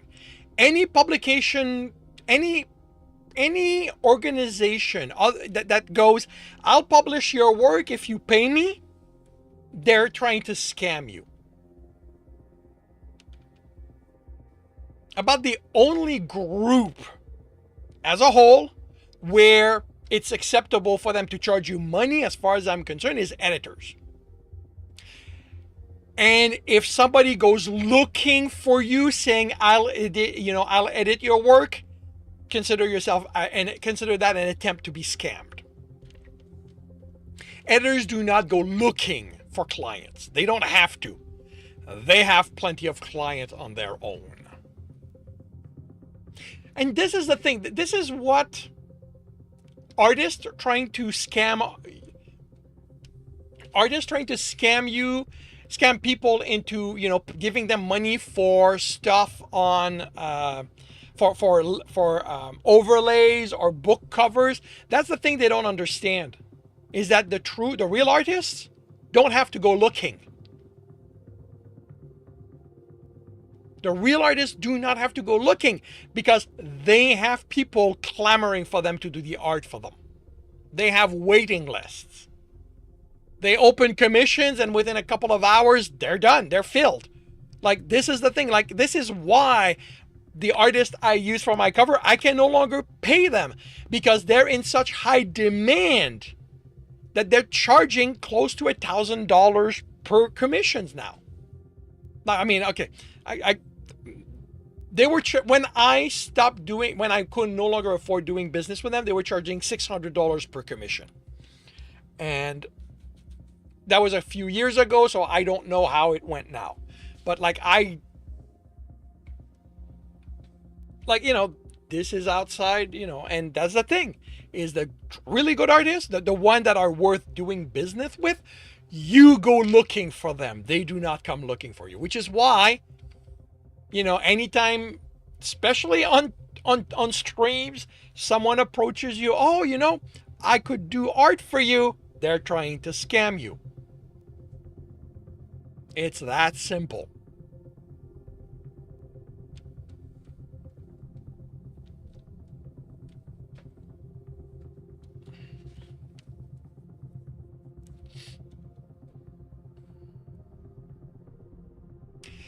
Yeah, I know. Yeah, there's.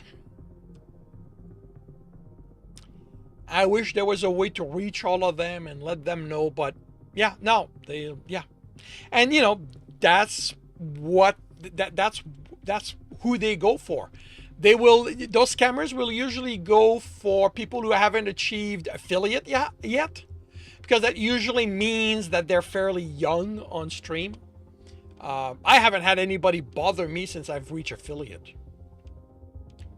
Um,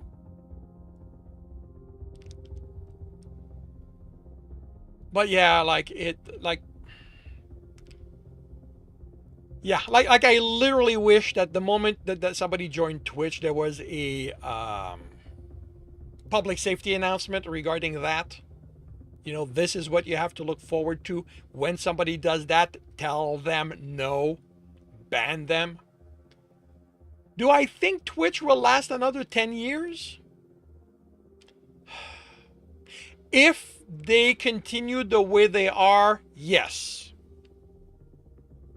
Do I think they will continue the way they are? No.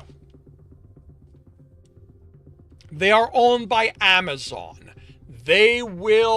Amazon will try to get more money to turn it into a more profitable business. That's what Amazon does.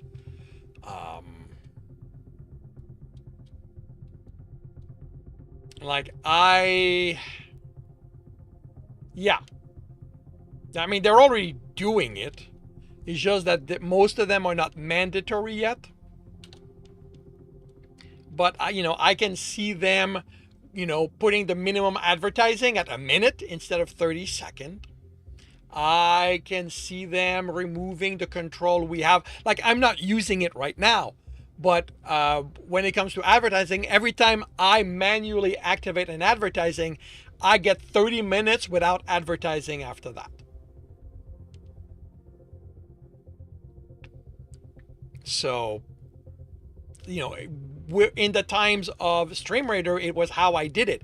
Before StreamRaider, there was always a 30-second advertising, and then we were half an hour without one, and I would have another one before my next battle, and so on. And it made sure that my streams were uninterrupted.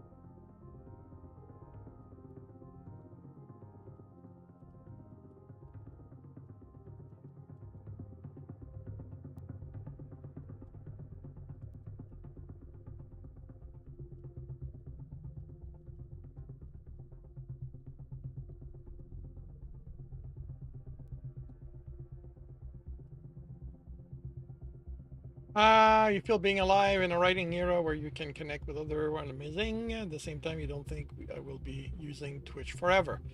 See cracking the system. I, I am hoping that by the time Twitch ends, there will be something to take its place, because I like this level, this kind of socialization. I like being able to chat with people while I write. I don't really want to go back to writing alone.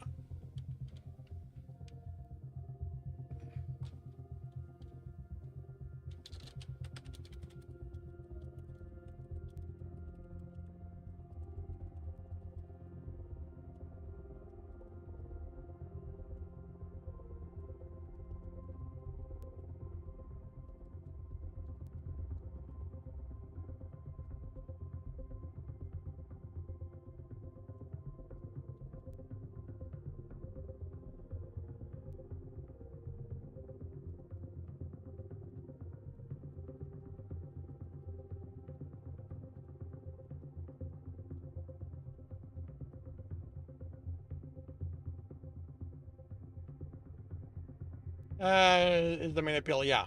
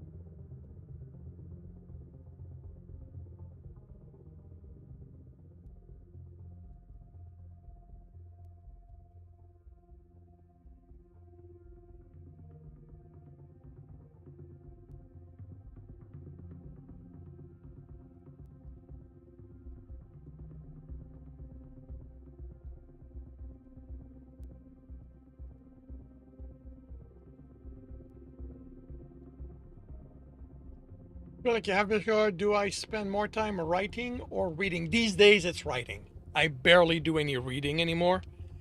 A mix of lack of time and not making time for it. Um, and it's something that I really, really should work at. But part of what happens is I've gotten the habit, like, not like I will share that, but I want to comment on what I read. And nothing that I have which lets me read, um, none of the ebook readers that I have let me just write. I need to bring up a keyboard and it's really clunky and that not conductive. But like I want something where I can start reading, then just circle a word, make a note, and keep moving. Um, so without that, I've been mostly listening to books, and I only do that when I'm walking. Well, it's something fairly recent, actually. I never used to be like that. But I think that with doing my own writing now, with doing my read and comment and my read and corrects, I've kind of got in the habit of never just reading. Of when I read text, I want to I want to make notes of stuff I notice, like why, well, why this, this is not how the phrase is structured and that kind of stuff. Yeah, maybe I'm turning into a bit of an editor. But yeah, I will be right back.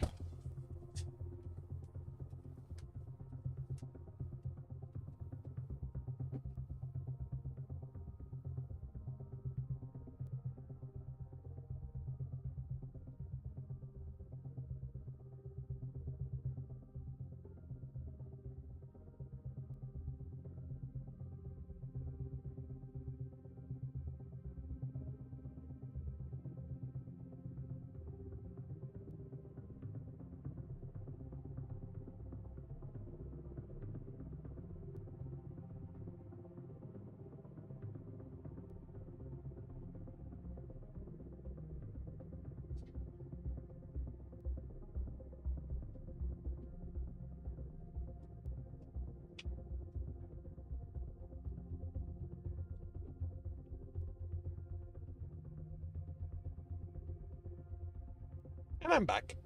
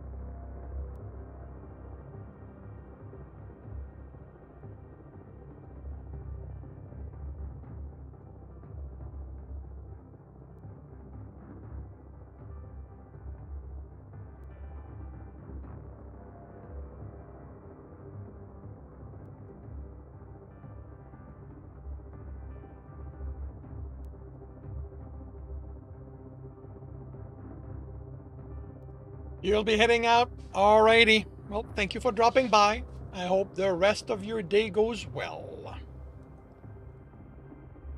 Cool. I am glad you enjoyed it.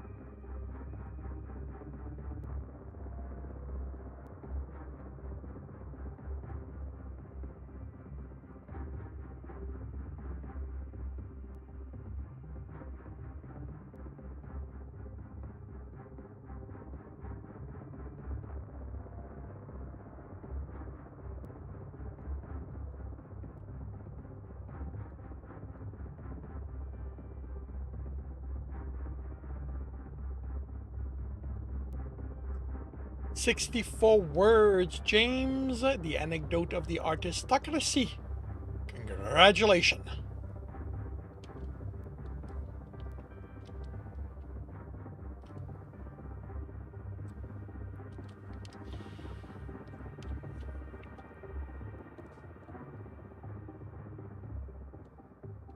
Consider yourself hugged back, James.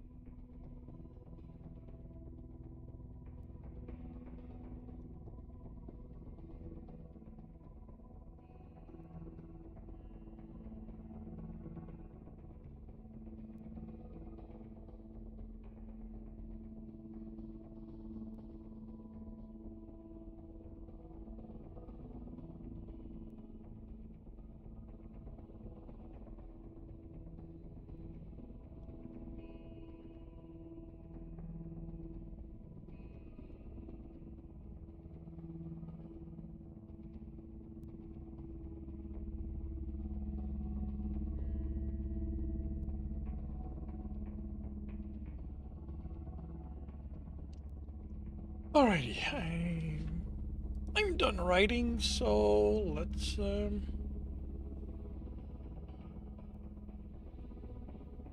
haven't rated Christy in a bit.